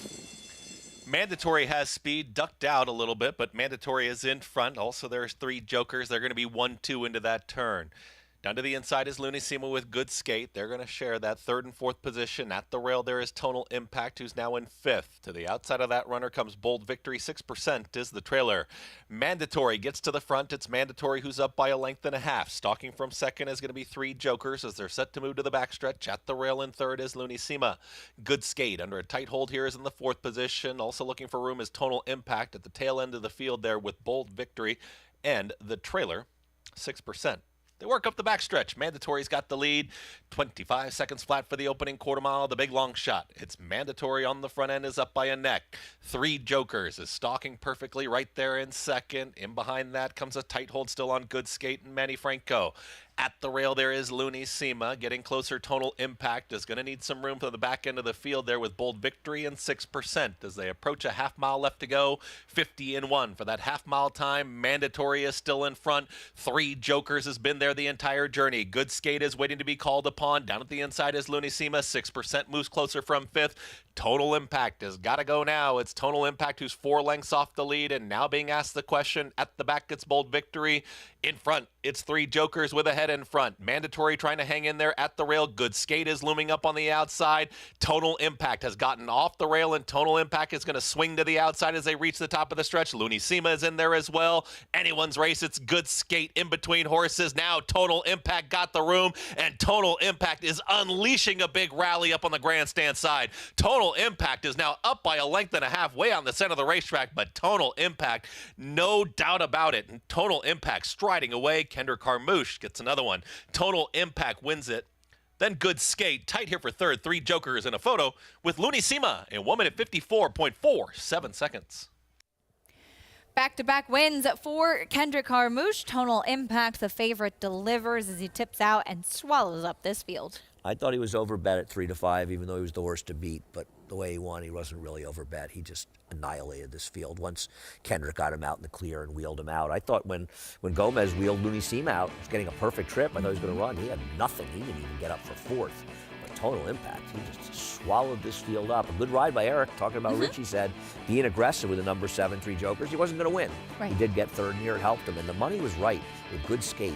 These Mike Maker horses are running now. He hasn't run a many horses in New York, but they're running. And this horse got bet more than you would have expected and ran more than you could have expected. Good skate. Looks like he was in with a chance to win. Unfortunately for him, just no match to the favorite, who had way too much when it counted, coming down to the wire. 1-4-7-3 in race 8 at Aqueduct. Tonal Impact much the best, and Kendrick Carmouche wins one race wire to wire, and this one coming from off the pace. He's a multi-dimensional rider. Anybody that thinks that Kendrick needs to have a lead to win isn't paying attention. Tonal Impact picks up the 6th win of his career. 5-year-old son of Tonalist gets another one, the 1.8 miles that seems to suit him to a T. We head back over to Oaklawn Park. Race 6 is our next order of business. We'll be going a mile on the main track in this allowance optional claiming race for 3-year-olds, and taking a look at the field, 3-2 on the number 5 Dixie Fury, who's stretching out in distance. Norm Cassie looking for back-to-back winners as we welcome back in Paula Duca. And Paula, you said the bettors like Norm Cassie to have a big day. Yeah, listen, I told you guys before, that horse in the last race, wow, she ran a beautiful race. And they came right back with this horse. And the double, I want to say, is paying somewhere around $6 or $7 or $8, somewhere in that vicinity. So they're coming right back. The interesting part about this is that Ricardo Santana rode this horse last time out. Now, you don't know the circumstances. I try not to guess where these horses or where these jockeys land, but he lands on the Peter Miller runner. I've had a couple people actually come up to me and ask me here at Oaklawn, what do you think? Well, it's kind of a tough call because Ricardo Santana rode Ginobili to the win here for Peter Miller. And maybe already he had this mount on Rich Gold and was committed to it. The worry I have with Rich Gold is the horse has run a 55 buyer on dirt and is a miler that comes from way out of it. His best races are on the turf. So how far back is he going to be removed from the 5 here, Dixie Fury, who seems in the last 2 races that he's gotten his stuff together. Keith DeSormo dropped him down on a sloppy racetrack. By the way, it's pretty sloppy or muddy here, and then one on a good racetrack. So obviously likes a little give in the ground. I just thought she stood out in here, and I thought the 6 in here, River Boy, was the other one in here for Joe Sharp. He owns this one by Sharp Azteca. The race 2 back was very, very good. The last race at Fairgrounds, it was an okay race, but I think this horse wants to sprint, but that's another horse cutting back in distance. And we're all suckers for cutting back in distance, but they might be all cutting back in distance and chasing the 5 all the way around the racetrack, Acacia. We'll see how it plays out, Polly. Thank you. Short price on that Norm Cassie runner, 8-5 on Dixie Fury. Jonathan, thoughts on maybe anybody else besides the favorite in this upcoming 6th race? Yeah, look, and I'm not one of those people that sees the favorite and is like, oh boy, I got to find someone else. I think that's the wrong way to think about it. I think you have to use, we talked about earlier, you have to use the different pools, the different wagers that are available to you to express your opinion. If you're only a win better, then sure, I can see running away from a 3-2 shot. But there's other ways to make that opinion. I don't trust the 5 necessarily. I'm not looking for a bunch of ways to try to bet this 3-2 shot. I think the 6 River Boy is a little bit interesting. The last race was wide at Fairgrounds, a different racetrack. You look at the race 2 back at Churchill Downs, puts him right in the mix here. Joe Sharp, not very high percentage this year. He's only 8% for the year, 10% at the meet, but typically he's an 18% trainer. So in this situation, give me the horse that's 4-1 versus the one that's 3-2 that has a couple of races that look pretty similar to one another. And some foundation as well. Jonathan, thank you. River Boy has a win at the mile and a 16th and a 3rd place finish at the mile, whereas Andy Dixie Fury is stretching out for the first time. Yeah, now, Norm has good numbers stretching out in the dirt. He's 11 for 43, Norm Cassie with Dixie Fury, the 273 ROI. Off a win, he's 0 for 7, for what it's worth. And I question this horse. He is a Tiz now. Bernardini Broodmare, supposed to be able to get a distance with a horse like this. I know this horse won easily last time. I don't love that race. So I'm a little bit skeptical like Jonathan was, and I think that River Boy is a little interesting as well. A horse that at least you're a little more confident can handle the distance. I know he's a Sharp Azteca, but he's handled the distance before. So I'm more confident with him, and I thought at 9-2, He was a reasonable play in here and a better play than Dixie Fury. The number 3, Rich Gold, taking some attention, and as Paul mentioned, this is where Ricardo Santana lands as he goes turf to dirt. The best race of his career was on the grass last time, though. Yeah, I'm not betting horses like this. I mean, listen, you have to respect that Peter Miller is shipping this horse here, despite knowing that the only good race the horse ran was on the turf. Now, in fairness, the horse didn't lift a hoof on turf first time, and Peter's probably thinking, well, he improved so dramatically last time on the turf that maybe he's turning it around as a racehorse. I guess we'll find out. Not my kind of horse, but I could be wrong. The thing about him, too, he's run 5 times in every single race. Look at the short comment. Off slow, broke slowly. Does not get out of the gate well. I mean, look at him. He's just a laggard, not the kind of horse you really want to bet. American racing and dirt racing is so tilted towards horses that are forward, you're always behind the 8 ball. Now, I know we just saw a horse, Total Impact, who made a big run from the back of the pack. But in general, you don't want these horses that are always compromised a little bit early. Saw Ricardo Santana give this horse a big warm-up out on the track, hopefully trying to get him to break a little bit better, but after 5 races doing exactly that could just be how he is. 3-2 on Dixie Fury, and as Paul had touched on, yes, he's stretching out, but maybe the thought process is for bettors that this is a horse who could take them on a merry chase wiring the field. Yeah, I mean, if he outruns the number 4 horse early in this race, and probably will, he's going to be the speed and control, and he very well may. I don't want to take a horse stretching out like that at 8-5, never gone the distance before. Doesn't mean the horse can be able to do it. Also, I'm not going to be surprised if he wins, but I think 8-5, and I think all of us, I didn't hear Paul. Did Paul like this horse, or did he have an alternative? I think Jonathan and I both felt this horse was a little vulnerable. Right. I think Paul thought that this horse was potentially the one to beat with that speed, but he mentioned a couple others who could be players in this race as well, much as Jonathan and you had touched on. Looking for an alternative.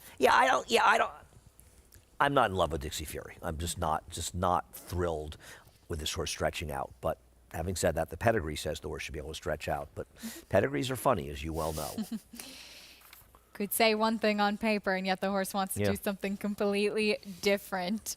Always fun to see, too, Keith Asmussen to the outside, riding for his dad, Steve. Keith, who's been very active and in the jockey colony, and it was always fun getting a chance to see him throughout Churchill as well. And this is a horse that they claimed. It's Odyssey. He claimed this horse from Mike Bayer and then went to the turf with him.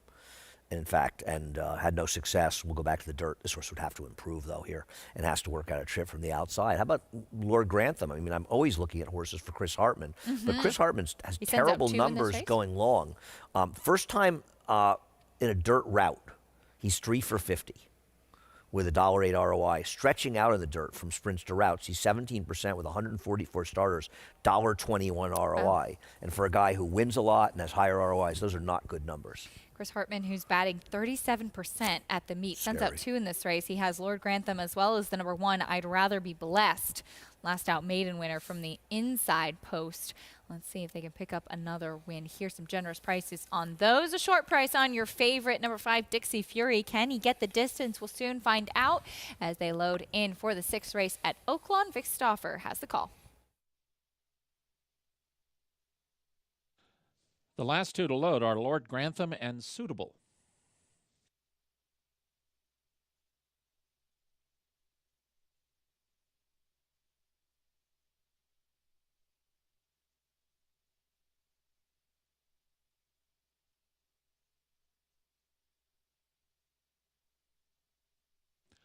They're at the post.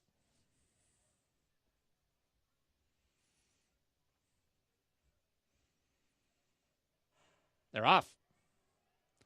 River Boy, Airtime, and Dixie Fury all show speed. I'd Rather Be Blessed, Harold's Cloud. In the center goes Rockin' Rocket, and Suitable is going to be closer to the hotel than he is the rail. Then comes at the back of the pack. The 2 trailers are Rich Gold and Lord Grantham. Dixie Fury and Rockin' Rocket to the backstretch. Dixie Fury a neck in front. Rockin' Rocket is second, 2.5 lengths to Suitable and At the Rail Airtime. Then River Boy, he's 5th and about 4 from the front, a length in front of Harold's Cloud and I'd Rather Be Blessed. 5 lengths further back to Rich Gold. Lord Grantham is the trailer. Midway on the backstretch, finish line is the 16th pole, and Rockin' Rocket has put his head in front. Rockin' Rocket a neck to Dixie Fury Fury, who's going to try to counterpunch through from the inside. Rockin' Rocket's trying to beat him to the far turn. Dixie Fury will counterpunch, and now they're heads apart. 3 lengths now further back to Airtime and Suitable. I'd Rather Be Blessed has 5 to make up. He's 3 in front of River Boy. Harold's Cloud is next, and the battle up front continues with Rockin' Rocket and Dixie Fury. Rockin' Rocket outside, Dixie Fury inside, and Rockin' Rocket maintains that head lead. Meanwhile, Airtime is on the move, and you better take a look at Airtime in the pink because he just slingshotted to the lead. Airtime now suddenly 3.5 lengths in front. Rockin' Rocket and Dixie Fury are gone. I Rather Be Blessed has moved up into second, but Airtime has got the jump, and he is far in front. Airtime make it 6, 7, or 8 lengths. I'd Rather Be Blessed is second. It is Airtime. 3 wins, Rafael Bejarano. Airtime airs by 11. I'd Rather Be Blessed was second. Riverboy third, and Harold's Cloud finished fourth. Something the same. Airtime, the number 2, pulls the upset in race number 6. Confident ride from Rafael Bejarano, tips out and pulls away from the rest of this field. A homebred for Gary and Mary West. I believe this horse was 13-1. Wow. I mean, this horse really improved and just galloped. This was you said to me the backstretch of the horse, because we were looking at horses behind because obviously they're moving up front. And you see the 2S horse, and just like that, he just blew by the field. 12-1, I guess he ended up, but they went too fast. You could see it. It was the combination of the 5 horses going. Right. You could see they were moving. 23-1 is very fast, and Dixie Fury stretching out had no shot in those circumstances. Number 1, I'd Rather Be Blessed in second, but a long way back behind Airtime, who gets back to the winner's circle once again for trainer Donnie Ortiz. Rafael Bejarano in the saddle. 2-1, a long way back to the number 6. River Boy, who put in a little bit of a late run. We'll take a quick timeout and be back with more on America's Day at the Races.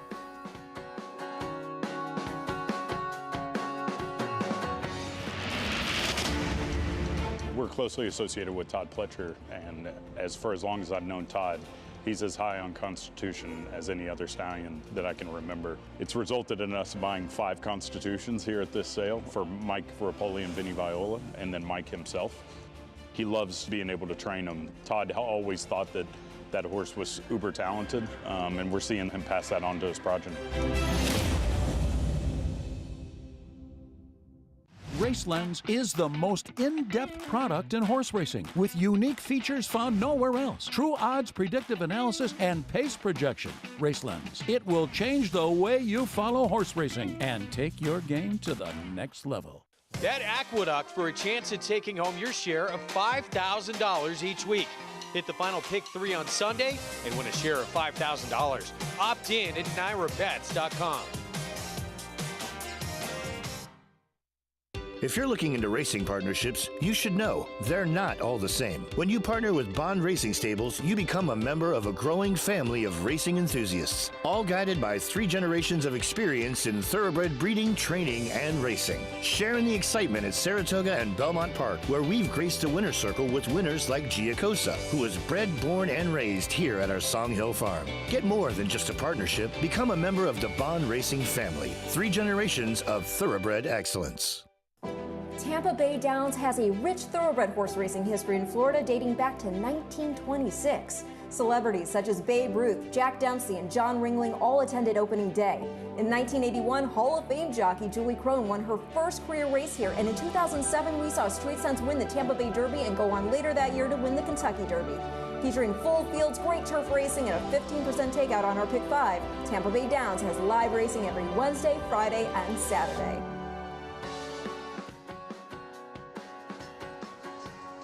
Welcome back to America's Day at the Races. I'm Richard Migliore here in the paddock at Aqueduct, and horses are getting ready, saddled up here for race 9, and we'll start towards the inside. The 1, Ruby's in Time, making a nice impression here in the paddock. Like everything I'm seeing from her, she has speed, and from the rail, it kind of simplifies things. You've got to use your speed and protect inside position.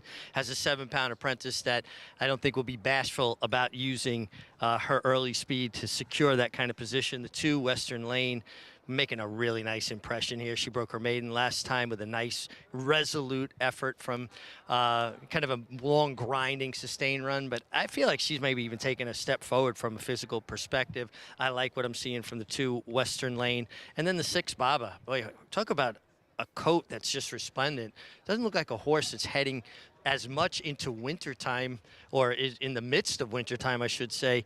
More of a springtime coat on her, adds blinkers today, gets now newly minted 7-pound apprentice Maddie Ulver, who rode her 5th career win yesterday, so she lost 3 pounds of her apprentice allowance, and her apprenticeship actually started with that win. She has 1 year to that date as an apprentice jockey, and I'm liking everything I'm seeing from the 6. Baba, coat's good, like her energy level, and I think the blinkers maybe gets a little bit more focus out of her, guys. Intriguing runner off the claim. Richie, thank you. 5-1 on Baba. Co-favorites, or I should say now solid favorite at 3-1. Hot Fudge to the outside, though, Andy. We haven't seen her since November of 2021. Yeah, I prefer the outside 2 runners. I was hoping to get a better price on Captain's Daughter, who I thought ran very well last time. I didn't want a Hot Fudge, assuming she'd be the favorite. And I think she's going to get some pace to run out, though the 7 scratched. I don't like Baba. Baba had ideal circumstances last time against weaker, but I've been wrong before. I think both the outside horses are interesting. Her Hot Fudge had run well when she broke her maiden on the dirt. You get the impression, I think, if you're not really paying that much attention, that she didn't break that well in this race. But it's actually not true. She broke fine. It's just that Jose Lezcano didn't want her on the race. And the Kingsway sort of took her back. But he actually gave her a fabulous race, saved ground, comes up the inside. The inside was good this day. And we're going back to September of 2021 at Belmont. And she ends up winning fastly. Speed had done well during the day, but it was more of a rail situation. And she really does run well in here. They took a shot and ran the Frazette in her next start. She wasn't ready for Echo Zulu and Gerrymander. Well, nobody was ready for Echo Zulu. No big surprise. Try the turf. She ran well on the turf after not running well in her debut. She was entered a couple weeks ago, and I think she may have tied up in the morning. There was an incident, and they just wasn't really ready to go, so she didn't run. But she's back, and I think she's dangerous in here. I believe this filly has talent. I think she's going to be tough. I just don't want to take a horse of a long layoff at that short a price. Sure. So I put her second, the 10, Captain's Daughter, whose race I liked last time. My long shot would be Chasing Kara in here. I thought she's a little interesting to get a piece at a price here. I'm not saying. You have a soft spot for Chasing Kara, don't you? I do. I think she's kind of a cool horse. She does seem to run fairly okay at times. You know, she puts in a decent enough effort. I think Ruby's in Time is a horse Richie was talking about. Could absolutely get a piece near a 7-1. I didn't want anybody else in here besides the 1, 8, 10, 11. 3-1 co-favorites to the outside. The number 10, Captain's Daughter, currently the one highlighted, the New York bred, who we did see face New York bred 2 other than Allowance Company 2 starts back. And one of the benefits being a New York bred, she can come back to the straight 1 other than Allowance last time out, and she ran into likes of Funny How, who's been in terrific form, but you kind of start over again with your conditions when you're a New York bred, which is a huge benefit. She ran very well in there. For people that don't clear, if you read the conditions, they say non-winners of one race other than maiden, claiming starter, and restricted. Right. And of course, the state bred races are restricted races. That's why they qualify for them. And I agree with you very much. It's a benefit, another one of the great benefits from racing New York breds. She really ran well last time. She made a big middle move type in there, and much more. Normally, when she's won, and she's won 2 of her prior 4 races, she's kind of making that last move as the race coming apart. This race, she sort of made her own trip, and I think it's a sign that Captain's Daughter is a horse that's improving. Funny How's been in very good form 4 in a row for her now. Is that it? Sounds possible for Ray Handles. Got a nice ride from Katie Davis that day, and fortunate to beat Dame Cinco. Dame Cinco. Captain's Daughter. I was close.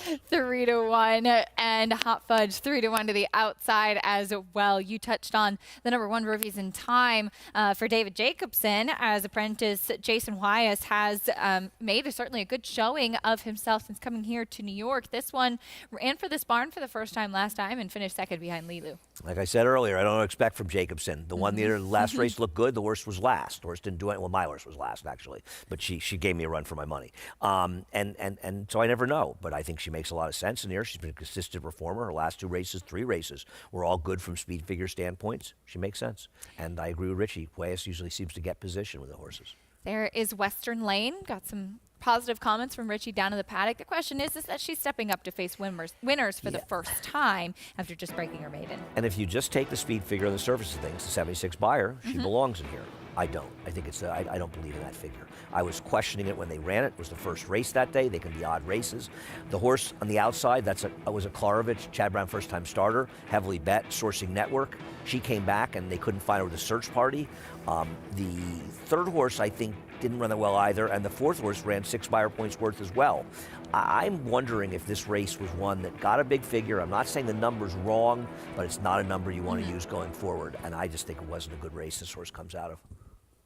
About to get the call for the riders up in New York. We move over to Tampa Bay Downs in Oldsmar, Florida, as horses are approaching the starting gate for the 8th race today, going 7 furlongs in this allowance optional claiming for 4-year-olds and up 3-2 right now on the number 5, Morgan Point. She can win, but she's also had her chances. I like the 2, Happy Cajun, in here. I know she's only won 1 race, but with the scratch of the 7 and 8, there's really a dearth of speed. She's supposed to be in front now, given the scratches, and I'm hoping that Happy Cajun can lead them on a merry chase as she gets a positive rider change as well, with Sammy Camacho picking up the mount. Perennial leading rider down at Tampa Bay Downs as well. 3-1, a nice price on Happy Cajun. Those progeny of Cajun Breeze are very quick too. Morgan Point, son of Jess's Dream, 7-5 as they start to load in. For the 8th race at Tampa Bay Downs, we'll send it up to Jason Beam with the call.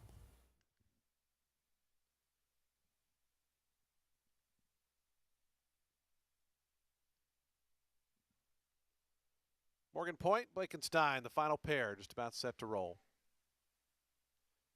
Blakenstein, Jose Ferrer to the outside draw. Coming up, and in. They're in the gate. And the race is on. Happy Cajun from the inside got away quickly. Up from the outside, Blakenstein is forwardly placed. And between them comes a Morgan Point, who's part of the early mix as well. Those 3 right across the course as they come on to the main track proper. San Constantino the Gray was out a joint 4th, along with Confessor, who moves up to his inside. It's a break of 3.5 or 4 lengths more. Back to Got 'Em Thinking, who's at the back. So they head up the backstretch, just over 4.5 furlongs remaining. Blakenstein and Morgan Point, those two 1-2 as they run past the 4.5, 22-3 was that opening quarter mile. Happy Cajun now drops back a length. Joining him to the outside goes Confessor. San Constantino going to be 3 or 4 deep as they run to that turn, and it's about 4.5 more back to Got 'Em Thinking, who trails. Into that far turn, it's been Morgan Point and on the outside, Blakenstein. They've been going at it every step of the journey. A length and a half in front of Happy Cajun. San Constantino the Gray now pokes a nose into 3rd.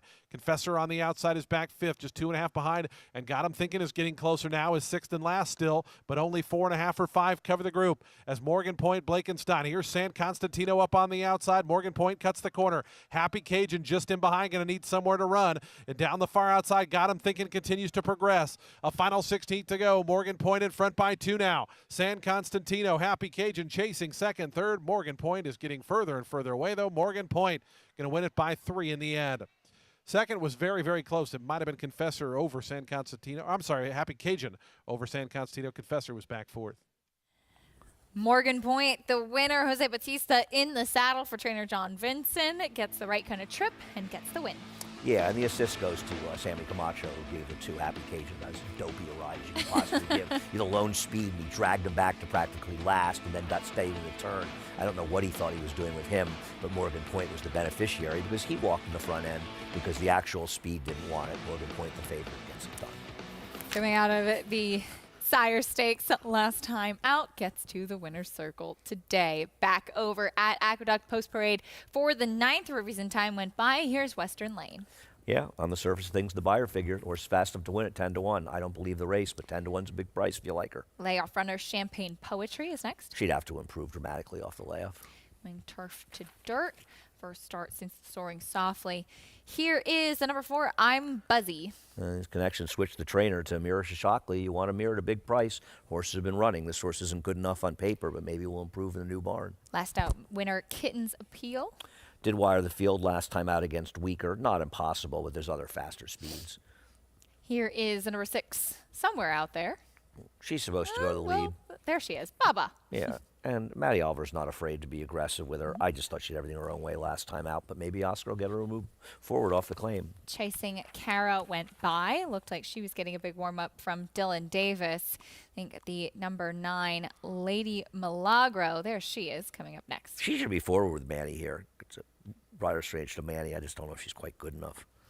That's the 9, Lady Milagro. There she is. Manny Franco in the saddle. There's Captain's Daughter, New York bred. I picked her. I just never thought she could be close to being the favorite. She is. And close by her, big layoff runner. Face some good ones. Here's Hot Fudge. Yeah, I think Hot Fudge is an interesting horse off the layoff. We'll see if she needs a race or not, but if she's ready to go, she can easily improve that 2-year-old form and just be better than these horses. Do you like Hot Fudge on your Sunday? I absolutely love Hot Fudge Nuts Sunday. or no nuts? I like nuts. I don't Nuts, think whipped anything. cream? Whipped cream, marshmallow, butterscotch. Bring it all. I Love want it it. all. Yeah, I'm ready. Reese's Peanut Butter Cups? Nah, I kind of draw the line there. Everybody has a line. All right. Jonathan, Hot Fudge, whipped cream, the works? Look, you guys didn't know you were getting yourselves into this.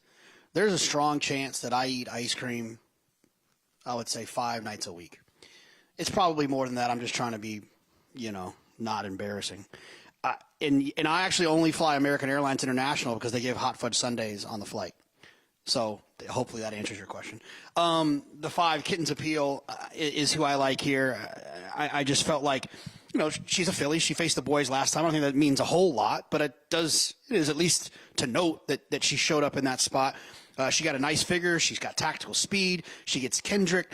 I just think that she's going to run much better than her odds of 7-1 on the board.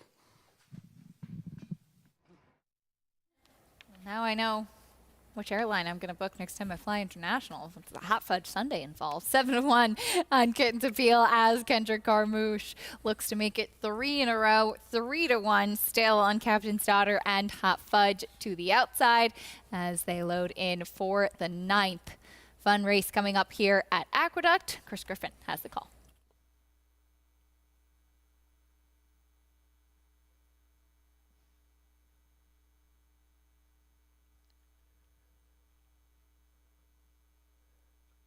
All in line. All set. And they're off. Speed to the outside from Lady Milagro, and at the rail there comes Ruby's in time. In between horses also comes Baba is in the early mix, and Hot Fudge is out wider. It's Lady Milagro now with a half length in front of Baba, who's back to second. Hot Fudge is tracking in third. Then Ruby's in time. Purple Silks is Kitten's Appeal. That's the leading 5. Chasing Kara is in 6. Moves to the outside of I'm Buzzy. Losing ground Champagne Poetry. The 2 at the back, Captain's Daughter. And the trailer is Western Lane. They work into the far turn. 22 and 3 for the opening quarter mile. Lady Milagro's got the lead. Hot Fudge is in pursuit right to the outside. Kitten's Appeal is making up quick ground as well, and here comes Kitten's Appeal after the leaders. Ruby's in time is in a tight spot there with Baba. From the back chasing Kara's trying to rally on there with I'm Buzzy, also Captain's Daughter. They reach the top of the stretch. 3 across the racetrack. Lady Milagro is still in front. Kitten's Appeal is rolling down the center of the racetrack. In between horses, Hot Fudge. 3 noses across the line right now. It's Kitten's Appeal. Hot Fudge is finding more in between horses, and down to these 2 for a final furlong. From the back, Captain's Daughter is absolutely flying on the grandstand side. Kitten's Appeal. Hot Fudge head and head. Shoulder to shoulder, nose and nose down the wire. Hot Fudge finding a touch more. Hot Fudge gets the hard-earned victory. Kitten's Appeal second. Captain's Daughter and I'm Buzzy in 1 minute 12.39 seconds. Hot Fudge had to work for it, but she got the win. She was ready off the layoff, able to hold off Kitten's Appeal, who Jonathan liked and ran a very good race, but Hot Fudge just a little bit too much. Yeah, well, she was really ready off the layoff. I mean, she broke sharply. She was near the front here, and good call with Jonathan with the 5. Ran better than you would have expected and better than her odds. Just was outgained by Hot Fudge, who was ready to go off the layoff. I'll be honest, I'm annoyed because I picked Captain's Daughter because I assumed she'd be twice the price of this horse. She ends up being a bigger price. It's one of the problems. I would have obviously bet the 11 much over the 10. And honestly, with Eric Cancel, the reason he gets criticized is you can't run in sprint races at 6 furlongs and be 20 lengths behind early. And Eric has a back. When he gets towards the game, he rides really well.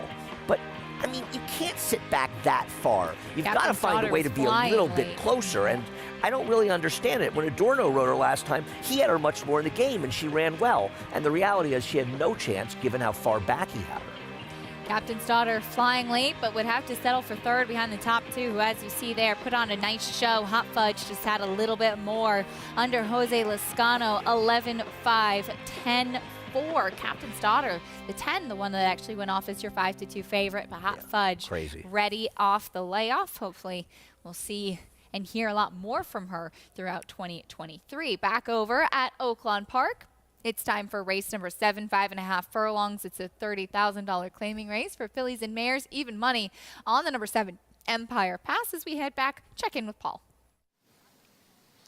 Yeah, and she's the favorite in here, Acacia. And I would say probably should be the favorite on paper. And you knew that she was going to be with Robertina Diodoro in her corner and Christian Torres as well. Now, this is a horse that is dropping for 30. Now, Robertino claimed this horse originally for $40,000.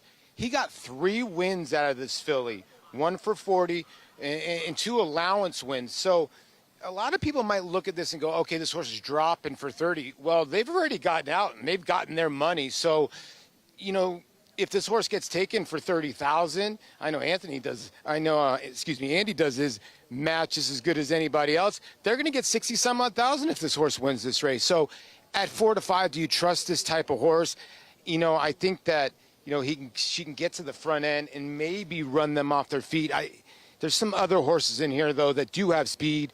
A Real Jewel is another horse, the 6 that has speed. I'm intrigued a little bit with Jets Aguinin on the outside. Scott Becker brought in a horse 2 days ago that aired from the St. Louis area, and this one is coming in from Hawthorne. And my goodness, this horse has been getting bet. But you look at his lifetime record or her lifetime record, she's 16 for 35 lifetime. You got to love old school mares like this. 333,000 in the bank. So, you know, I thought she was a player. It's going to be tough to beat the 7. If they decide to get in a little bit of a speed duel, my long shot here is the 5 by far. La Morena here for Isaac Castillo and Martin Villafranca. They won an earlier race at about 11 to 1. And, you know, this is a horse that can come from a little bit off the pace. So if they get a little bit heated up front, maybe the Diodoro horse doesn't clear here, I would try to use the 5 maybe in exotics in the bottom of trifectas or superfectas in here. La Morena 20 to 1, a nice price. Paul, thank you. Even money on the number 7 Empire Pass for Robertino Diodoro, who has, no surprise, Robertino has several big chances on today's card, including this horse who does drop down to the 30,000. But she's not really a massive negative drop down. She was claimed in August for $40,000. They've won 3 races with her. It's not like they claimed her for 52 starts ago. Right. She ran badly, and they're dumping her for 10 or 20. I mean, this is just a reasonable spot for her. What have they made in the last 3 starts? I mean, I'm just going to guess. They've probably picked up about $60,000 to $70,000 already. She ran third and $100,000 another 10. Probably won $70,000 or $80,000 in the last 3 races. So they're already more than out in their purchase price. And if they can win here and get the horse claimed, and I'm not certain she's getting claimed, by the way, because claiming from Tino can be a little bit tricky. So she probably gets claimed, but I'm not certain. But if she does get claimed, she wins. All of a sudden, they walk away from the whole thing in what, a matter of less than 6 months, or almost exactly 6 months, like a week less. I mean, they're going to make themselves about after the purchase price and everything, they're going to make themselves a tidy profit. That's how you play the claiming game. That's how you play it well. That's not even taking advantage of the big purses. That's just doing the right thing. It's not a negative drop, in my opinion. We'll have the 7th race from Oaklawn in a few moments. In about 20 seconds, we'll be switching over to Fox Sports 1. Stay with us for more America's Day at the Races on FS1.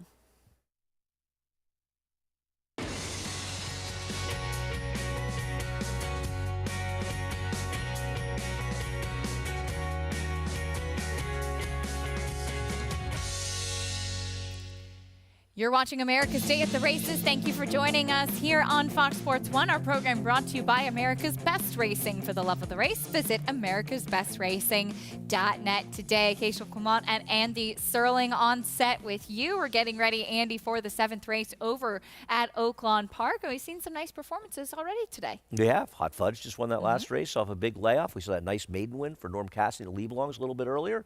There's more action to come. And even better news for you guys is Keisha will be here. Richie's coming up. I'll be gone soon. We'll have Paula Duca and Jonathan Kinchin with us as well. The 7th race at Oaklawn Park coming up. $30,000 claiming race going 5.5 furlongs. And the number 7 Empire Pass. Robertino Diodoro trains this one, and she is taking a drop in class. And as we were just discussing over on FS2, Andy, she is a horse that they claimed for $40,000. So it's not like this is a give-up type of claim or negative drop in class. No, they've made about $80,000 in purse money, so they claimed her for 40, running her for 30, had her 6 months.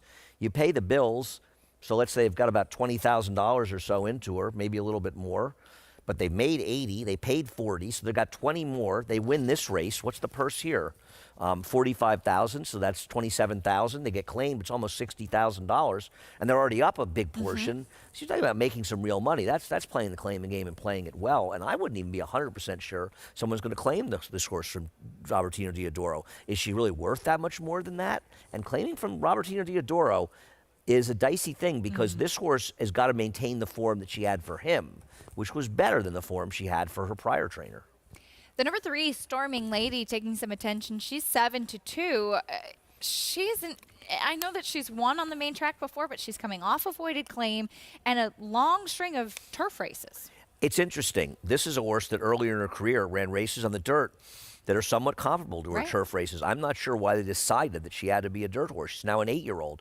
Maybe a little bit late in the game, they're getting back to the right surface. She's also, though, coming off of a voided claim. Now, I don't know why the claim was voided, and a lot of times it's reasons that don't really matter as time goes on. And I believe the voided claim rule is a good rule, but it's a bad rule for bettors, because they're left in the dark too much, and they need to know, because we frequently as bettors see voided claim horses come back, and sometimes they'll come back and they'll run lousy.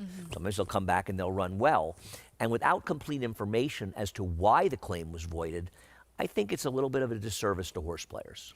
It could be for a physical issue that the claim was voided. It could also be for an administrative issue. Something as similar as misspelling the horse's name on the claiming slip can cause the claim to be voided. And to you people who are laughing at home and saying, oh, come on, who would possibly misspell a horse's name? It's happened. Trust me, it happens. More than you know. This is the racetrack. That's for sure. To the outside, the number 10, Jetsagenin. This one taking some attention as well off a win at Hawthorne last time out. Yeah, and I'm always suspect of the form coming in. The thing is, this is a cool horse, right? 16 for 35 lifetime, 12 times second and third with 16 wins. Did win the last start, but has not been as consistent in the win end in the last year or so. Let's see if Empire Pass can keep the good momentum going and get to the winner's circle, and if she may be going to a new home and be claimed. We'll find out. Race 7 from Oaklawn Park coming up. Vic Stauffer has the call. They're at the post.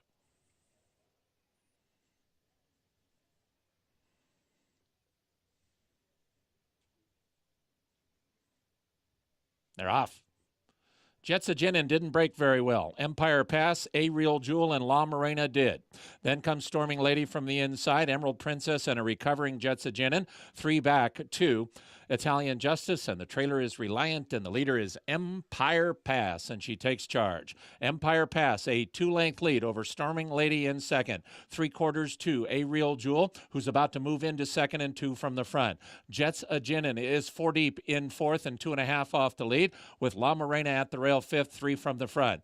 Then Emerald Princess, she's got 6 lengths to make up, 2.5 in front of Italian Justice, and the trailer is Reliant, and the leader is Empire Pass, but she's got company up front in A Real Jewel and a 4-wide Jetsagenin. Empire Pass just ahead in front. A Real Jewel, Empire Pass has dropped out. So now A Real Jewel, Jetsagenin, and Storming Lady up the inside. These 3, Storming Lady and Jetsagenin, these 2. Jetsagenin, Storming Lady, Jetsagenin trying to get win number 17, and she's done it. Jetsagenin beats Storming Lady. Italian Justice was third, and A Real Jewel finished fourth. Jetsagenin, after that poor break, does indeed get win number 17 as she's able to outgame the number 3, Storming Lady, who came up the inside. She's 17 for 36, with 29 times hitting the board. If you take away her 2 turf races, and she did win once in synthetic, on the dirt, she's 16 for 31. It's amazing. And 28 for 31 hitting the board. It's incredible. What a mare. Yeah. Unbelievable. You gotta love horses like that. 8-year-old mare. She is Hickory. And as a question for the prior connection people, and it's not that she's done badly, she's made her way. Why has Storming Lady not been running on the dirt earlier? Because she ran perfectly fine there. She did. And as you said, she had some back races at the beginning of her career that would suggest she could handle it. The number 7, your favorite, Empire Pass, set the lead set the pace pretty comfortably, and then she had nothing to offer late. She was awful. I mean, she just stopped. She had no excuse. I don't think she was going, a suicidal pace. It's not like the race fell apart because the horses that, beat her were right behind her in there. She was bad. So she was dropping for a reason, I guess. Disappointing effort from your favorite, but tough 8-year-old mare Jetsajinin gets the win coming in from Hawthorne. We'll bring you prices and more. We'll take a quick time out on America's Day at the Races. A lot more live racing to come, and we'll recap what just happened with that very tough and consistent 8-year-old mare Jetsajinin getting the win.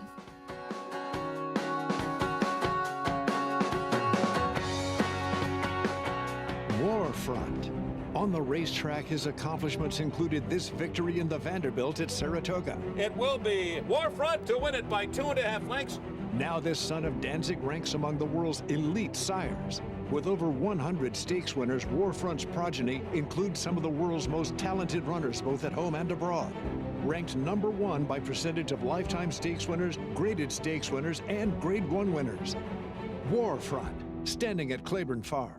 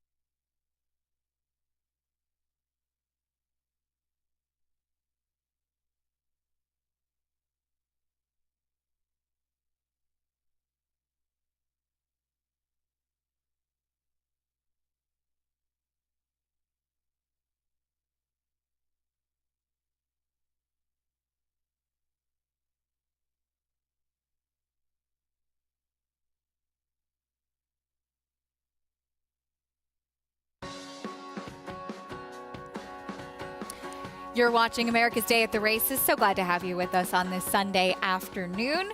We owe you some prices. We wrapped up the card at Aqueduct, and it was a game performance from Hot Fudge, a filly who seemed to have quite a bit of promise as a 2-year-old. We hadn't seen her since November of 2021, and she was ready off the bench, Andy. She was, and I'm happy to see her back. I always thought this horse had some talent. I was disappointed when she had scratched the other day. And she came back and she was ready to roll. She really ran well. So much more professional, They let her get more in the game. They didn't take her out of the game when she broke so well.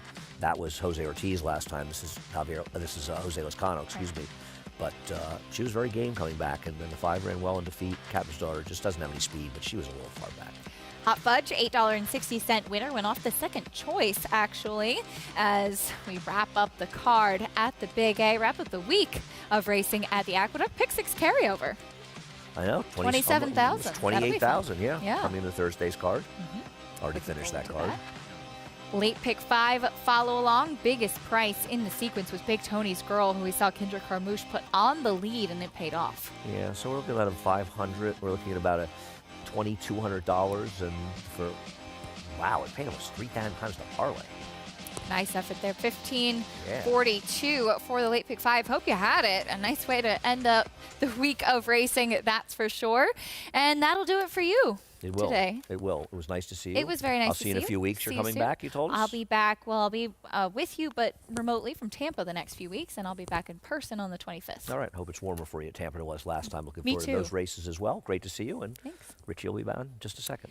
Richie Migliori coming up to join me. Great job as always. Andy, we'll say farewell to you for now as we will continue on with our live racing action and a recap of the exciting graded stake that we saw yesterday at Oaklawn Park. Arabian Night, who was well touted and delivered, is now 2 for 2, winning the Southwest for Bob Baffert.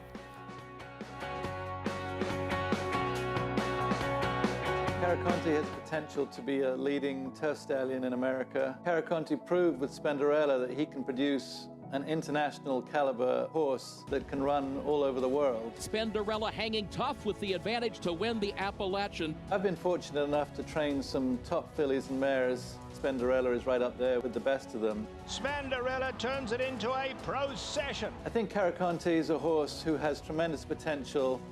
Caraconte standing at Gainesway.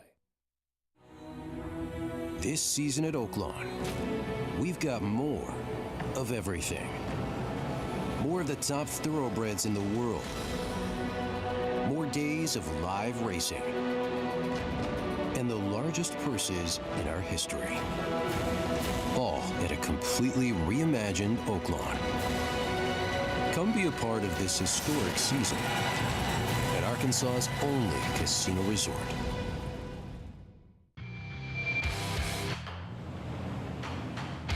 It's Rock Your World in command. Medina Spirit making no progress.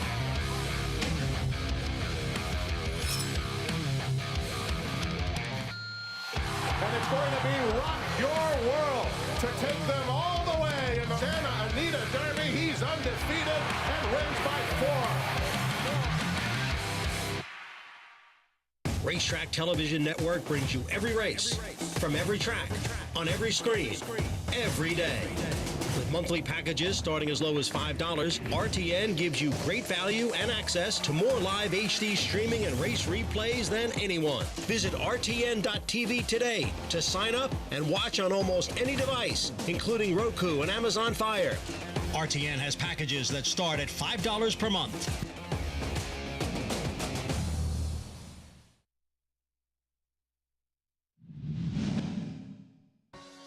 They're into the stretch, and Kazoo is in front.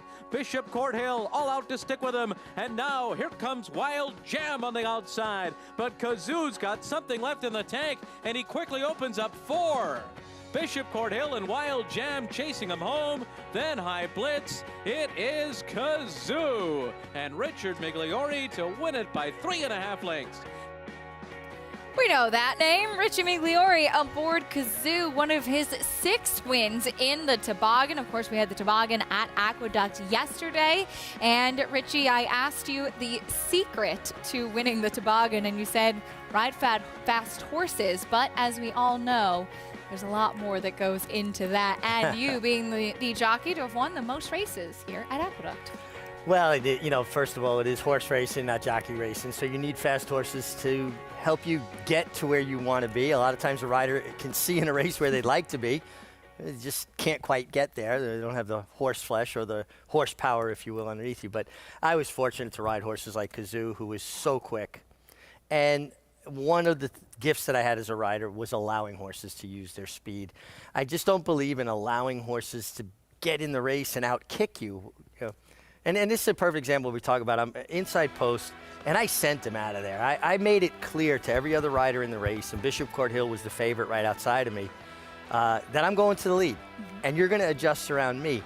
And not then make the lead and try to slow things down. I want the other rider to back off of me. If he sees, like, I'm on this horse like I'm in an all-out drive already. I'm laying down on his back, allowing him to run along. And other riders psychologically go, well, he's committed to that. They'll back off of you. It's when you allow that moment of doubt that maybe you're not intent on the lead that other guys will engage you.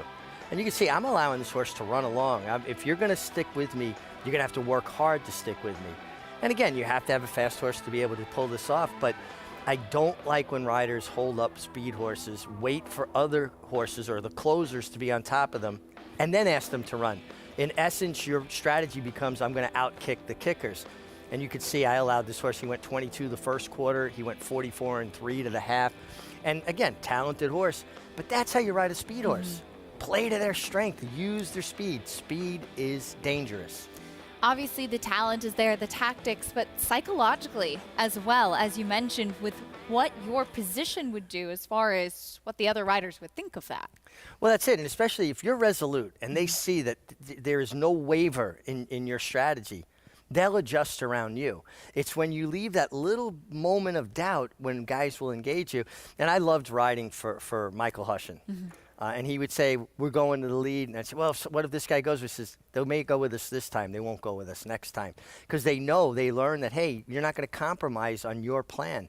It's almost like an elaborate game of chicken. Who's going to blink first?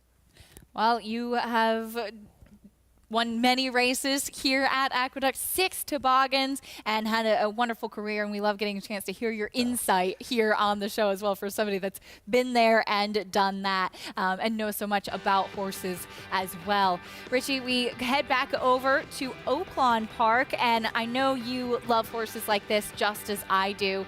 8-year-old mare Jets a Jinnin in the 7th race, who has now won her 17th victory and is just as tough and consistent as they come. Just remarkable. I love when you see these like we talk about it all the time. We like our horses the way we like our people, hardworking and honest, and this mare shows up every single time and gives her A effort, and it was good enough today to get her 17th career victory. I love those Hickory type horses.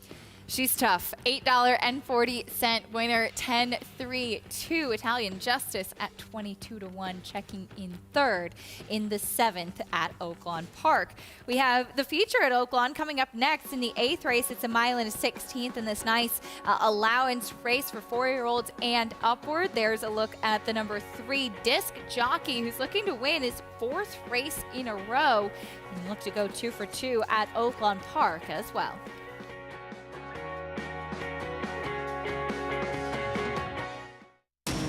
Every hair, every muscle, every contour, every pulse. In the juvenile, Essential Quality have won. In the Belmont, Essential Quality has won the Belmont Stakes.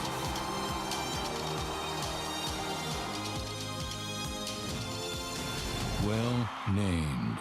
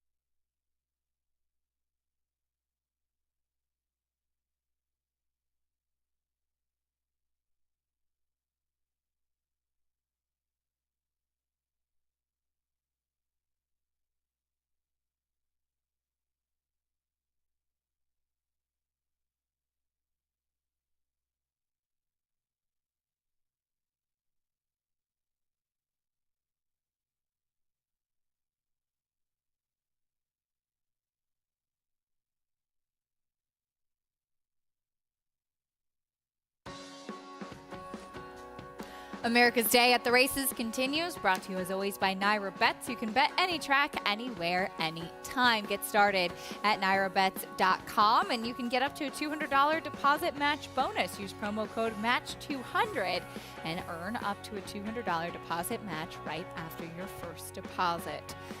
Coming up on the feature race at Oaklawn in just a few moments. But first, we have the nightcap from Tampa Bay Downs in Oldsmar, Florida. We'll be going a mile on the turf. It's a $16,000 claiming race, non-winners of 3 in life.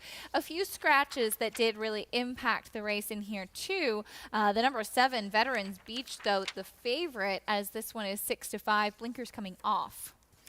Yeah, and it feels like it's, seeing an old friend, right? We had Veterans Beach here in New York, New York bred by the Generasios, such a hard-knocking, tough horse. At one time trained by Christophe, and now there he is, shows up at Tampa, and we get to see him here as a big favorite, short price. Mike Deeney actually reclaimed this horse, and he's been knocking on the door at this level in the last couple of races. And I guess that's what really gives you pause, is that he had lost him prior for $35,000, got him back for $12,500 a few races ago when Previous Connections tried sprinting him, and he's been running at this particular level of competition, but hasn't been able to seal the deal in his last 2. I like the blinkers coming off. Here's a horse that predominantly was a turf sprinter through the majority of his career. And he's getting there, not quite finishing the deal going further. Maybe with the blinkers off, just settles a bit more and maybe have a little bit more in the tank the last 16th of a mile. The number 3, Big Red Rocks, is 7-2. Only other one really taking significant attention, as this horse has not seen the winner's circle in quite some time, but will look to improve in his second start locally. Yeah, I mean, he's going to have to work out a trip. He has more of that stalking kind of style, and he is drawn towards the inside post, too, now with the scratch of the 2-horse just inside of him. So maybe he's going to get that coveted pocket position that you crave on the turf. I got to tell you, Keisha, the turf course there at Tampa Bay Downs is a really nice turf course to ride. Very level, very smooth, very little undulation in it. Had a chance a couple weeks ago to talk to some horsemen about the course and training at Tampa Bay Downs, and for a lot of them it's a big reason to run their horses at that track throughout the winter and having the opportunity with those big races. I'll be at Tampa the next couple of weekends for a lot of big stakes races coming up. Love the atmosphere there, too. It's so fun. Yeah, it's like a country fair kind of atmosphere. It really is. Everybody's really happy that you're there, so looking forward to that. The nightcap from Tampa Bay Downs on the turf. Let's see if Veterans Beach can get the job done. Jason Beam has the call. Freelance goes in. They're in the gate. Veterans Beach, the favorite there, acting up. It settles down. And the race is on. Good start for Veterans Beach in the center. Putman is showing good early speed in the green colors. Classic Bet down toward the inside is close up as well. It's Classic Bet and Putman, those two 1-2 as they come by us for the first time around. Veterans Beach, the favorite, gets a good spot. Third just in behind the top duo. Then comes Big Red Rocks toward the inside. Advancing outside of that one, Skipperini between horses Crowley's War. 8 weeks long with 2 beat early on. Those are Freelance to the outside and Sims at the back. It's Classic Bet, Putman. Those two lead him by the 6 furlong marker. Veterans Beach continues to sit that catbird seat third right to their outside. 24 seconds for the opening quarter mile. Not a ton of pace on here as Putman leads them onto the back stretch.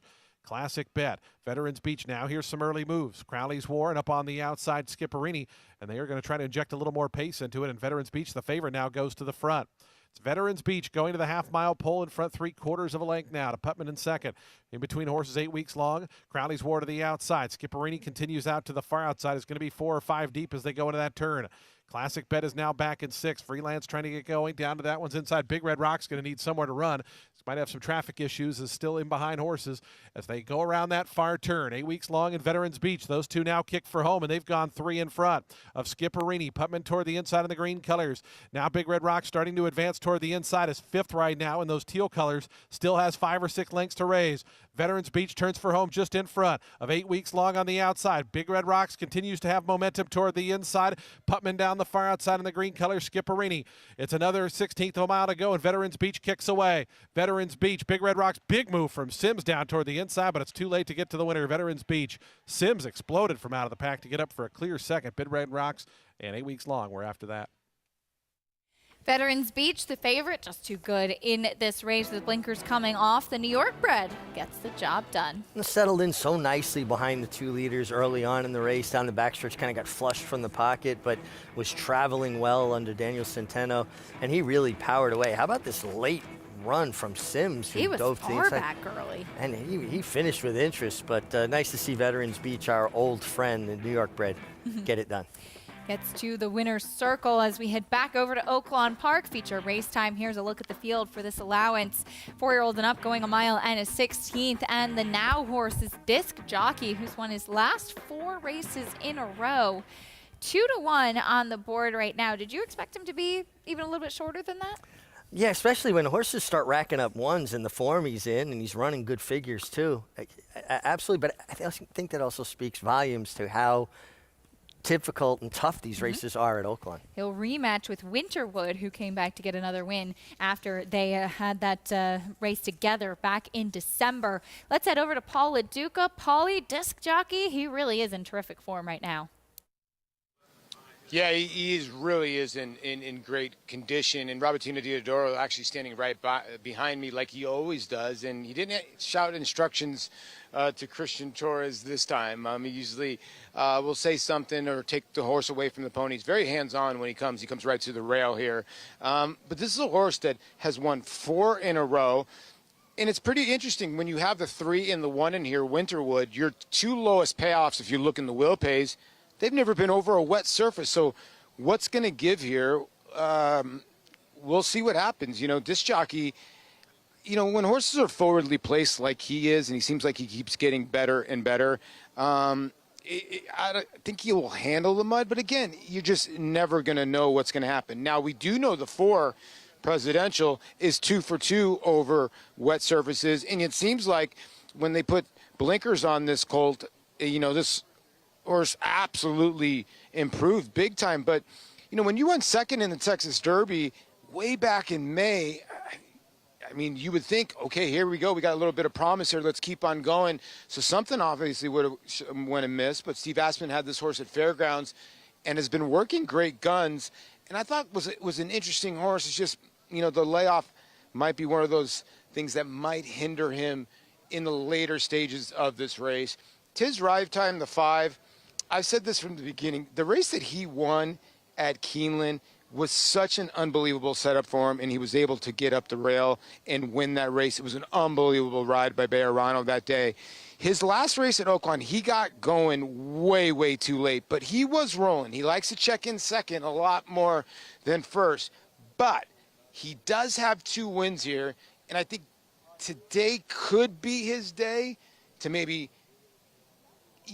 come flying late, but I just can't go away from the 3 Disc Jockey and just the way the horse is in form. I'm not going to give you anything special here at 9 to 5, but I have a feeling the 5 Tiz Ride Time is going to be flying late.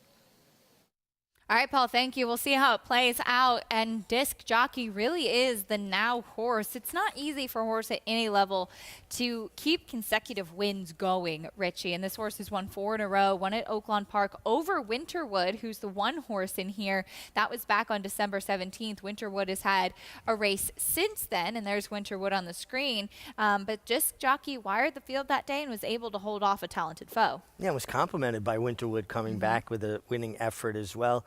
And it's so difficult for them to string together victories because they step up in company. They face tougher company. They've also got to hold their form while facing progressively better and better horses. So I think this speaks volumes to the fact that Disc Jockey at 6 is in the form he's in. And we talk about it a lot. Most horses don't reach their full maturity until 5. We don't see a lot of them stick around until 5, unfortunately. This is Winterwood's most recent effort, not the race that he finished second behind Disc Jockey, but his most recent start where he did come back to win. This was going a mile right here at Oaklawn Park, and so he's in good form as well.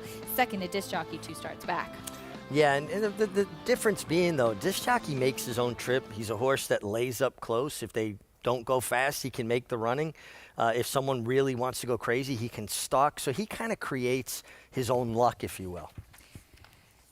Disc Jockey 9 to 5. We'll take a look at his most recent start, which is where he did finish ahead of Winterwood. And that running style, that early speed, is what does separate him. He was able to set the pace, and he was then subsequently able to hold off a horse that was coming to charge him. And these two dueled down to the wire, whereas Winterwood kind of had to sweep out and come to an attack.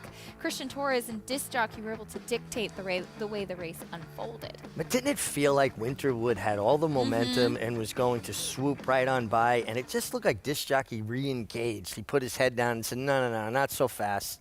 And he fought back for it. I thought Winterwood had his opportunities. I think Disc Jockey just wanted it more the last 70 yards.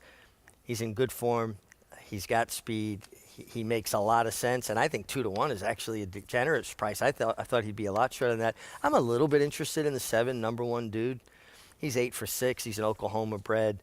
He's 2 for 2 on wet surfaces. He makes his first start for Dallas Stewart. And he's another one that's got that style you like at Oaklawn Park, kind of that stalking, not giving themselves too much to do. Paul touched on the number 4 Presidential, who last year around this time, Steve Asmussen has even tried him in the Grade 3 Lecomte to see if he could potentially be on the Derby trail. They're approaching the gate. Let's get some quick thoughts from Jonathan. Yeah, you guys already kind of touched on Winterwood and that race 2 back. 2 horses came out of that race to win again. So I think it's a productive race. And then he was one of those horses. I think he's one that you could use as an alternative to the 3 who I'm trying to beat in here. The other one who I thought was a little bit interesting was the 4 Presidential. Steve Asmussen had this horse working at Fairgrounds, but decided to come up to Oaklawn. Bigger purses. He can put this horse anywhere. He decided to run him here. I think that says something. I like the 1 and the 4 to try to beat the 3. I like it, Jonathan. Thank you. Best of luck. They load in for the 8th feature race in Hot Springs, Arkansas at Oaklawn Park. Vic Stauffer has the call. Or Mo Wins. Let's call him that. They're at the post. They're off. Disc Jockey made a mess of the start, and he is second to last early. Mo Wins and Calibrate shows speed. Capuna is close up, and Number One Dude, and these 4 across the track. Then comes Presidential, followed by Winterwood. Disc Jockey has got 2 beat now, but he's had a terrible time of it in the first quarter mile. Then to the outside and Full Charge, and the trailer is 'Tis Right Time. To the backstretch with Capuna in charge. Capuna's racing well off the rail, getting out just a bit, but he's also opened up a big lead here. Capuna is 3 lengths in front from to the outside, and Mo Wins. Just inside of him, it's Number One Dude. Then 2 lengths further back to Winterwood, Presidential, Disc Jockey still in traffic, and to the outside goes Calibrate, and it looked like Capuna was getting out going to the backstretch, and now it's official. He's way out in the 5 path. There could be some question if Capuna's going to take this turn. We'll see how it goes. He's got lengths to work with, though. He is 4 lengths in front. Then comes Number One Dude, and to the outside, Calibrate. Mo Wins is in between horses. Disc Jockey is trying to rally between horses as well. He's up to 4th now, and Capuna has taken the turn well, and he leads at the quarter pole. It is Capuna, a 2-length lead on Presidential in second.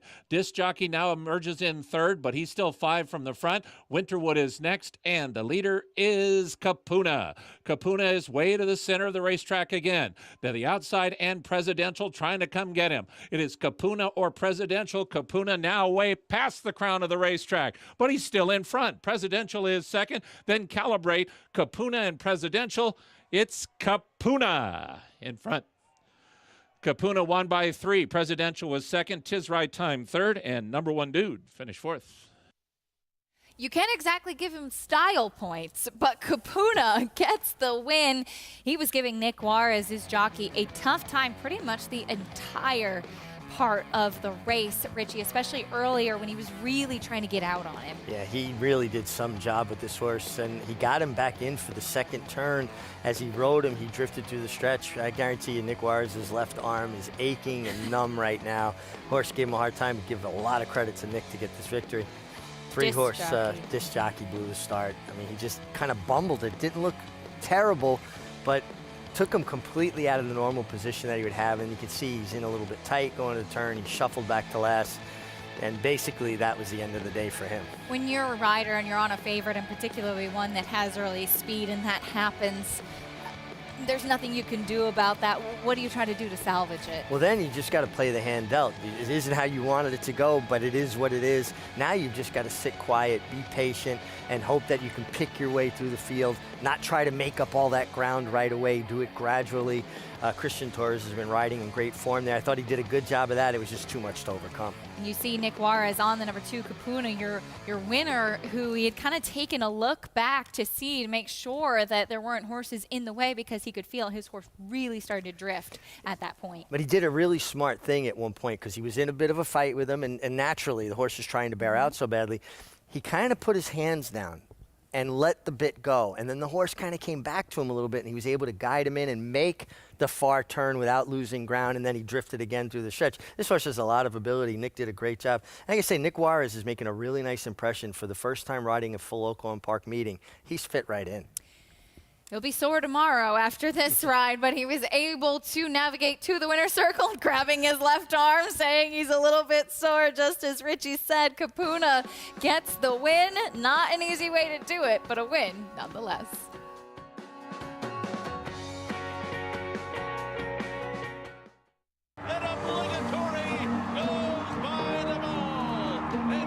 Here comes Malathaat. Here comes Clairiere on the outside. They're coming to the finish, and it's going to be Clairiere. Nest, much the best. She won by better than 10 lengths. Cody's Wish on the outside. Cody's Wish with the upset in the Fargo. Malathaat grabs the lead in deep stretch, and Malathaat has won the Personal Ensign Stakes. Curlin, the classic sire. Who you betting on? How about an app created specifically for horse racing? Nairo Bets. We specialize in thundering hooves, fist pumping, and boosting your bankroll with robust weekly promotions. And offer betting tips from actual horse racing experts. Bet all day and night, nationwide. Get the action and thrill of horse racing with Nairo Bets.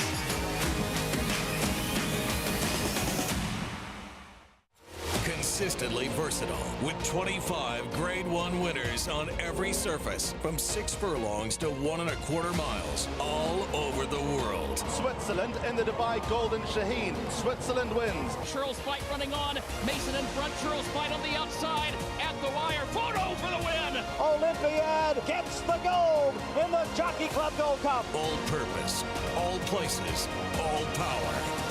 Speightstown. It's America's original sport, and no one covers it better than America'sBestRacing.net.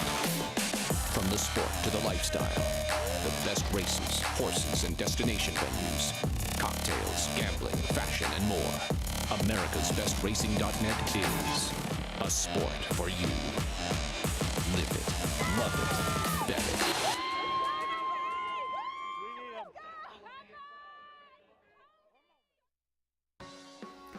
You're watching America's Day at the Races, brought to you by America's Best Racing. For the love of the race, visit americasbestracing.net today. In the Oaklawn feature in race number 8, it was Kupuna. Nick Juarez did a great job in doing what he could to keep this horse on a straight course, though he gave him everything as he was trying to drift out. Let's hear from Nick Juarez about this ride as he's standing by with Paul.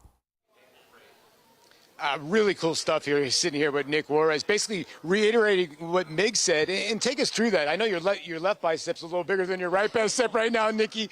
But take us through when the horse was lugging out. Have you ever had a horse love a track while he's lugging out? Well, somebody you can also love and admire and respect, Mr. Richard Migliore.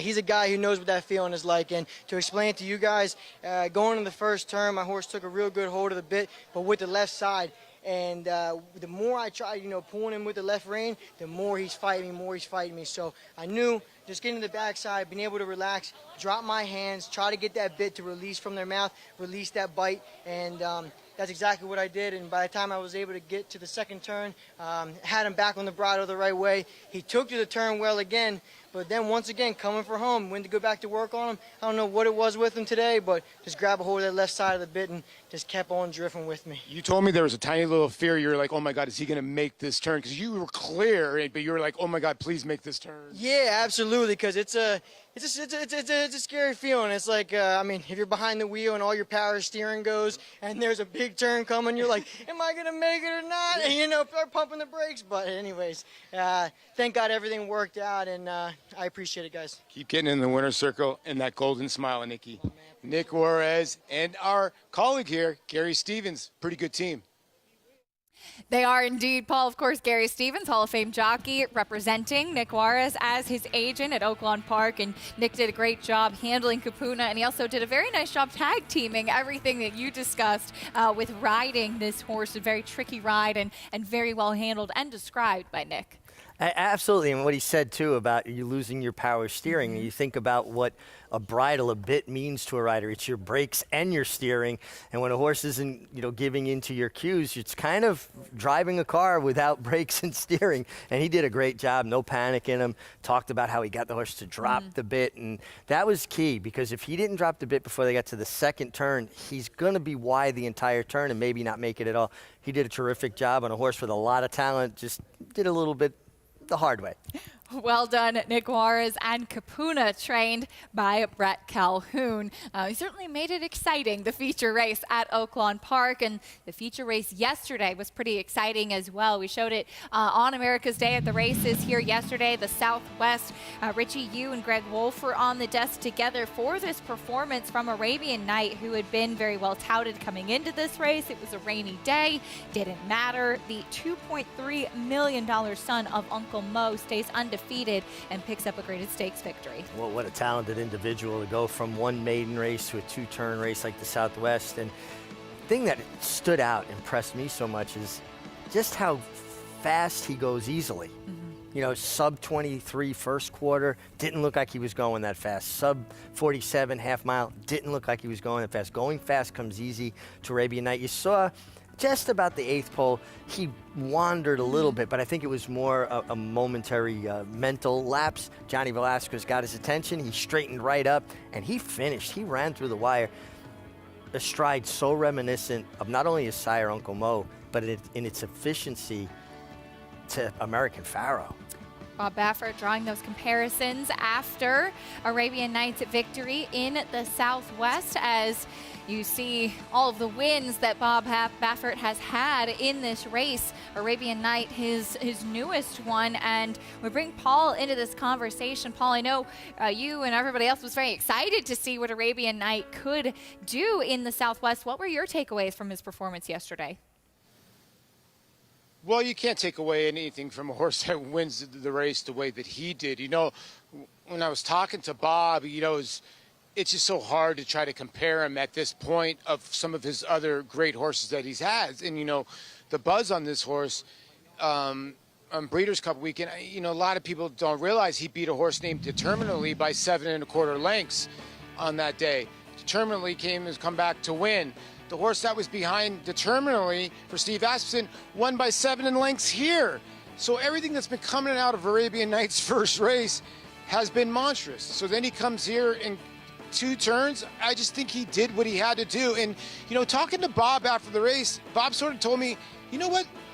Do you think he was taken to the mud? He was asking my opinion whether he thought the horse was kind of swimming a little bit, but I'm a kind of agreement with Mig. I think he was just looking around a little bit. He still only had 1 career start, and you know, when you have a pedigree like that, and when you pay so much money for a horse like that, and you have a trainer like Bob Baffert, and I just asked Bob straight out, I said, you know, what were your thoughts? And he goes, well, as soon as Johnny cleared, I knew the race was over.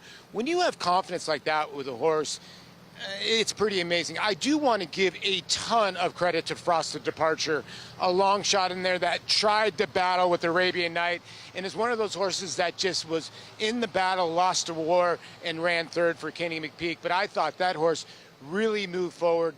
And when it comes to Arabian Night, I have a big feeling he's a kind of horse, when he can hear his feet rattle, the harder, maybe on concrete, I think he's going to be even faster.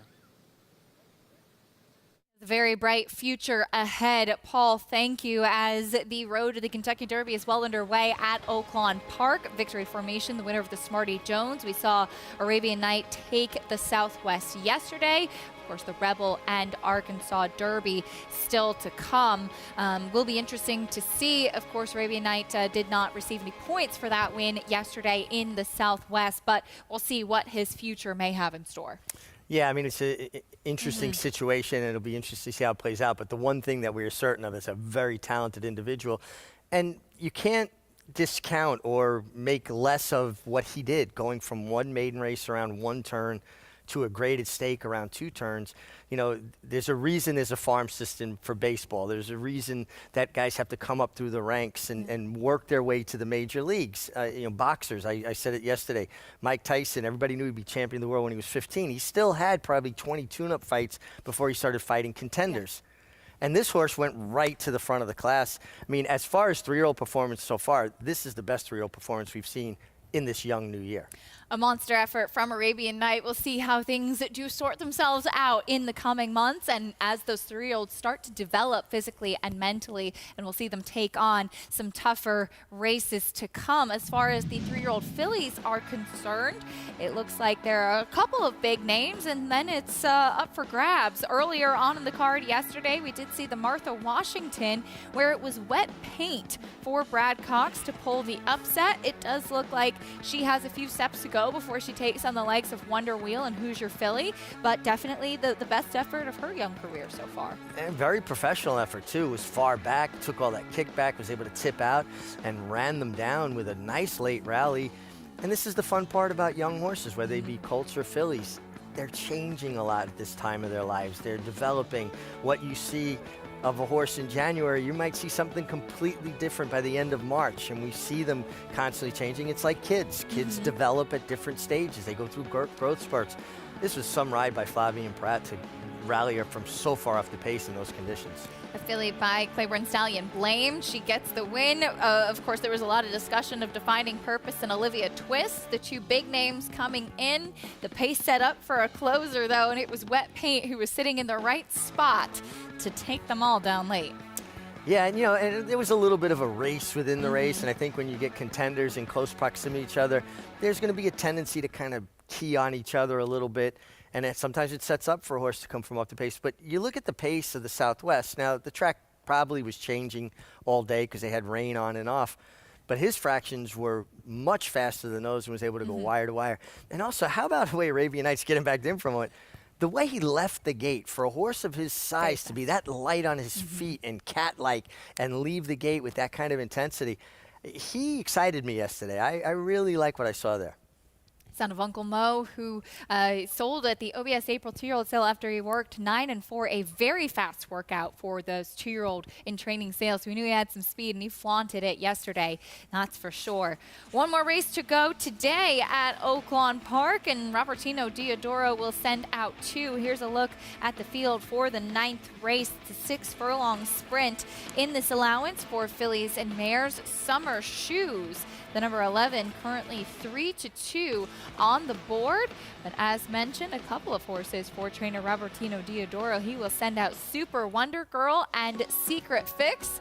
There's a look at Tino, and as he will look to wrap up the day, perhaps with a nice 1-2 punch. We'll talk a little bit more about the finale from Oaklawn Park after this.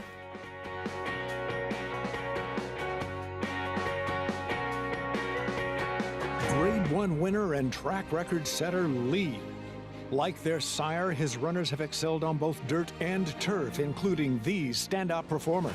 Poppy Flower is kicking in. Poppy Flower with the momentum.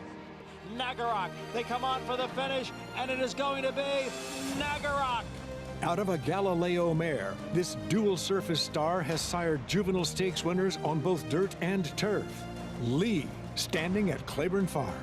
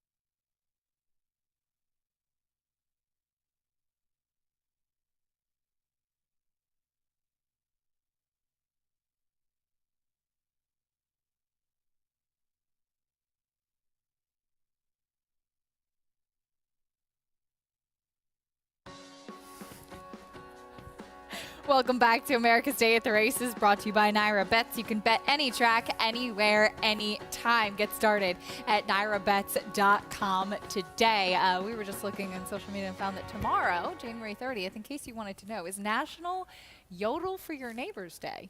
How's your yodel game? Not strong, and I doubt my neighbors want to hear it. Just throwing that out there. My neighbors live too far away from me. They wouldn't hear me anyway, so I'm good because I know my game's not good either. So. You can yodel for the dogs and horses. Yeah. Well, the dogs will be howling, I'm sure. Yeah, exactly. Yesterday at Gulfstream Park, it was the day of the Pegasus World Cup, and it was a bit of an upset, but with a horse that has the credentials. Art Collector, winner of the Grade 1 Woodward back in 2021, got back on track after a disappointing effort in the Lucas Classic, and he was dominant this day under Junior Alvarado. Exciting to see the now 6-year-old son of Bernardini pick up another victory for owner and breeder Bruce Lunsford. Yeah, I just can't imagine how proud Bruce Lunsford is. You know, he's campaigned generations of this family, bred generations of this family to be rewarded with this kind of victory, and this was a dominant performance. He looked a winner pretty much from the middle of the backstretch. As you see, the list of horses that have won the Pegasus World Cup, which started in 2017, my first year actually not being there this year, which was a little bit strange. And this was, I think, really the most wide open race that we've seen. You have, superstars that have run in the past, like Life is Good, Knicks Go, Arrogate Gunrunner, and it was kind of wide open, and that showed with the price that Art Collector was. He was able to get back on track, and he will stand at Claiborne Farm upon retirement, but it looks like we may get a chance to see some more racing for him perhaps throughout the rest of this year. We bring in Jonathan Kinchin to this conversation. Jonathan, I know we're all fans of Art Collector. Good to see him back on track. What were your thoughts of yesterday's race? Well, I think the conversation starts with the favorite didn't really show up, right? And Cyberknife. And Art Collector, it's kind of the perfect storm where there's a favorite, a heavy favorite, and some other horses that have recent form. Skippy Longstocking and White Abario. And then you just kind of forget about a horse like Art Collector, who has been very involved in the older dirt division, very, very involved in the scene with some very fast numbers. He was almost the favorite in the Preakness. Usually horses like that don't get ignored and go off at 15-1. But his Lucas Classic was bad. But it wasn't just bad, it was trending. His figures just started to get slower and slower. I think a lot of people just kind of ignored Art Collector, but getting the right scenario, the favorite not showing up, it's how you can get a horse like him at 15-1. And I do hope that we can see Art Collector a little bit more throughout this year. He is a horse that is going to stand at Claiborne, but they can kind of beef up his resume a little bit, I think, throughout this year, because the top of that division, not necessarily the most dominant we've seen in the past. A horse like Epicenter has gone to the sidelines and will be a stallion now. We'll see what happens with Taiba out at Saudi, and when he gets back, how he runs. There's kind of a void at the top of the older dirt division. We'll see if Cyberknife can come back. But if I owned Art Collector, or if I was planning to stand Art Collector, I'd try to see if I can't rack up a few more Grade 1 wins. Certainly be worth a try. Jonathan, thank you. Now two-time Grade 1 winner, Art Collector, and yesterday in the Pegasus World Cup was the final race for Cyberknife, and Jonathan brings up a great point. You see a lot of horses at the end of the year or after a race like the Pegasus in the handicap division that do go off to the breeding shed, so it's kind of right for the taking right now. Absolutely, and a performance like that, if he can repeat that or build on that, he's a major player in that division. Finale at Oaklawn Park as we get ready for the post parade. Number 1 Pistol to kick things off. Yeah, turning back in distance hasn't been seen since November at Churchill Downs. Here's Pipeline Girl, second off the bench. I actually thought she was a little bit interesting. I think at 19-1, she's way too big a price. 5-1 on the number 3 Lady Gold Start. Yeah, ran last time on synthetic. Gets back to dirt where some of her better races have been. 9-2 right now. Ricardo Santana in the saddle. Here's Sue Ellen Michigan. Definitely part of the pace. She does her best running when she's able to make the lead, so I'm sure Francisco Arietta is going to be aggressive here. New York bred filly who has found her way to Oaklawn. Here's the number 6 Super Wonder Girl, 1 of 2 for Robertino Diodoro. Yeah, consistent. She's won at Oaklawn in her last start, and she comes from off the pace. She'd like to see some pace on. Big price on the 7 Loft House. Yeah, it just feels like she'd have to improve. Here's the other for the Diodoro barn, Secret Fix. Someone I kind of like. She's got speed. She's got some good figures. She ran great at Del Mar on a fast track. I think she's involved early. Another big price. Here's Off Ramp. Yeah, another one that just feels like she'd have to improve, find a race that we haven't seen yet. 10-1 on the number 10, Sand and Sea, now with Riley Mott. Yeah, Riley Mott started his training career. She's been on turf more recently, but now gets back to dirt. Number 11, Summer Shoes, still your favorite at 9-5. Your favorite, and listen, a very nice filly, but she's been competing against Arkansas breds, and we'll expand on that after we finish the post parade. And one more to the outside. Here's Black Cat Taps. Yeah, another one that just feels like she'd have to improve. She'd like to see some pace on here and come running with a late rally. That's the field for the nightcap at Oaklawn. Let's go back to Paul. Yeah, interesting nightcap here, guys, as it's starting to get a little dark. The rain is coming in. It's supposed to rain for the next 4 or 5 days, so it might be get your mud handicapping shoes on for next weekend as well. Okay, the last race here, you know, when I look at Secret Fix in here, you know, I loved this horse last time, and he didn't do any running. And, you know, she didn't do any running, excuse me. She was really swimming in it. She did not want any part of it. I kept going back and looking at it, and she was really struggling. Now, not every racetrack is a different surface when it comes to muddy or sloppy or not.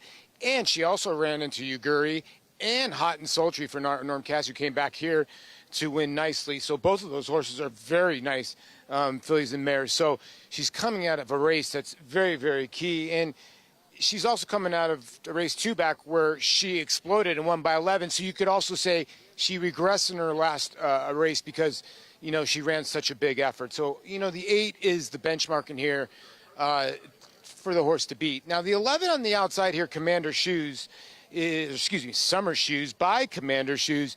This Archie bred is fast for Chelsea Bailey and Tom Swearington. She didn't break that fast last time out, and she got into stride. It's going to be very interesting what's going to happen early here between maybe the 8 and the 11 if they go at it early, because this horse is fast, this mare, and taking a lot of money for Chelsea too, and I think will be on the engine. It's going to be very interesting what's going to happen with Robertino Diodoro. I'm in agreement a little bit with Mig. He likes a long shot. My long shot would be the 6 Super Wonder Girl. It's the same sort of scenario if you look. It was 2 Diodoros in that race last time, and he won at 8-1. Another Diodoro in this race at what?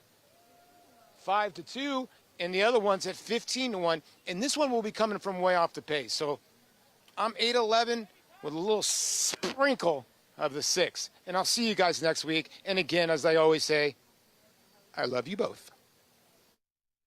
We love you too, Paulie. Terrific job all weekend and braving the elements yesterday too, Paul did.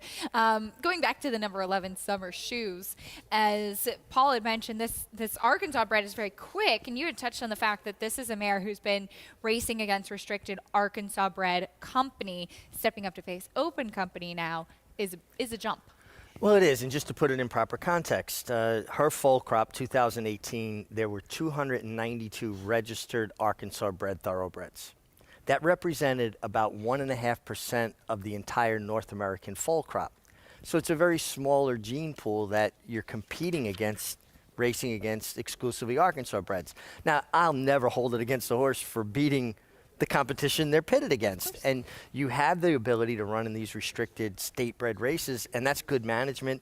But now she's facing horses that have competed and competed well in open company. I do think this is a very talented daughter of Commander Shoes. She's earned $182,000, being by a stallion that stands for $1,000. Which is pretty impressive, that's for sure. She's won her last 3 races, including one off the layoff last time out. Will have to take on some tougher company today. Secret Fix, though, one of the 2 for Robertino Diodoro. We discussed, both you and Paul had some interest in this horse. Yeah, I did. You know, the thing is, though, she's hitting a muddy track again. It seems like a tighter mud track than the muddy track she hit last time. They're running a bit more over the top of the ground. But she runs this race from Del Mar, and basically it's Katie bar the door. I mean, she's just better than them if she can repeat this performance.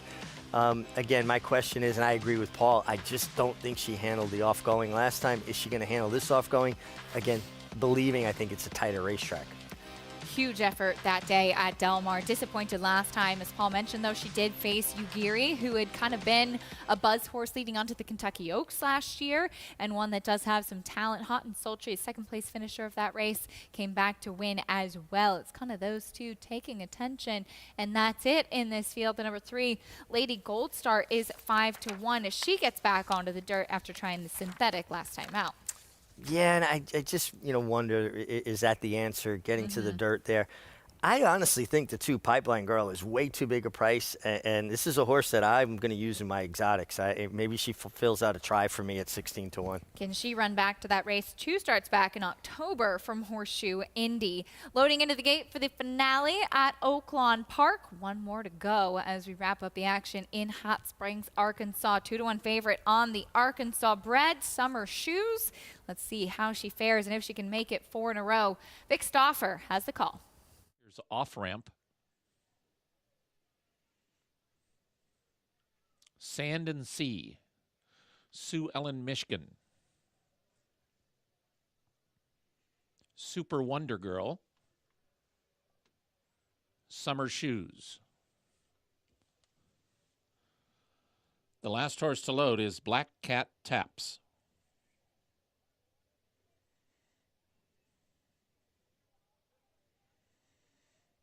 They're at the post. They're off. Sue Ellen Mishkin caught a flyer, goes to the front from Lady Goldstar, Secret Fix, and Summer Shoes. Then comes At the Rail and Pipeline Girl. Pistol is inside of her. Then comes Off Ramp and Sand and Sea with Loft House and Super Wonder Girl, and the trailer is Black Cat Taps. Sue Ellen Mishkin into the far turn, leads Lady Goldstart by just over a length. Then a lineup of 3, Pistol at the Rail, a 4-wide Summer Shoes. Just inside of her goes Secret Fix, and those 2 are on the move, now 2nd and 3rd. Then comes Sand and Sea, a length and a half to Pipeline Girl. Super Wonder Girl is moving up the rail, but she's still 6 behind, and Black Cat Taps is the trailer, and Summer Shoes and Secret Fix have joined Sue Ellen Mishkin. Summer Shoes 3 wide, Secret Fix between horses, Sue Ellen Mishkin at the rail. They are 2 lengths clear of Pistol, who now emerges. She's in with a chance, rallying in 4th, Summer Shoes and Sue Ellen Mishkin. These 2 are now matching strides. Summer Shoes a neck in front. Sue Ellen Mishkin. Super Wonder Girl continues to advance. She's through in with a chance. Sue Ellen Mishkin and Summer Shoes. Sue Ellen Mishkin, Summer Shoes, Super Wonder Girl, a final surge. Sue Ellen Mishkin. Sue Ellen Mishkin won. It's very close for 2nd between Summer Shoes and Super Wonder Girl. Pistol finished 4th. The New York bred and the Arkansas bred coming down to the wire with Super Wonder Girl sprinkled in there. Looks like it was the New York bred Sue Ellen Mishkin to hold on. Very game, showed good speed. Really ran away from the starting gate with Run Our Mind. And for all the talk about restricted races for state breds, smaller gene pool, the 2 horses that came out of, or that are state breds that could be taking advantage of that, ran 1-2. Big efforts from both of those, as that'll do it for us today. A lot of fun as always seeing you here, Richie, and some great insight as always too. Always a lot of fun. Appreciate you joining us today on America's Day at the Races. We saw some nice performances on today's show, that's for sure. We'll be back on Friday for the next show on America's Day at the Races starting at 2:30. In the feature today at Aqueduct, it was Tonal Impact, who was much the best, one of a couple wins today for jockey Kendrick Carmouche. That horse loves to go a distance of ground, and jockey Nick Juarez got a bicep workout out today with Kapuna in the 8th at Oaklawn Park. Good night from Aqueduct. We'll see you back on America's Day at the Races on Friday.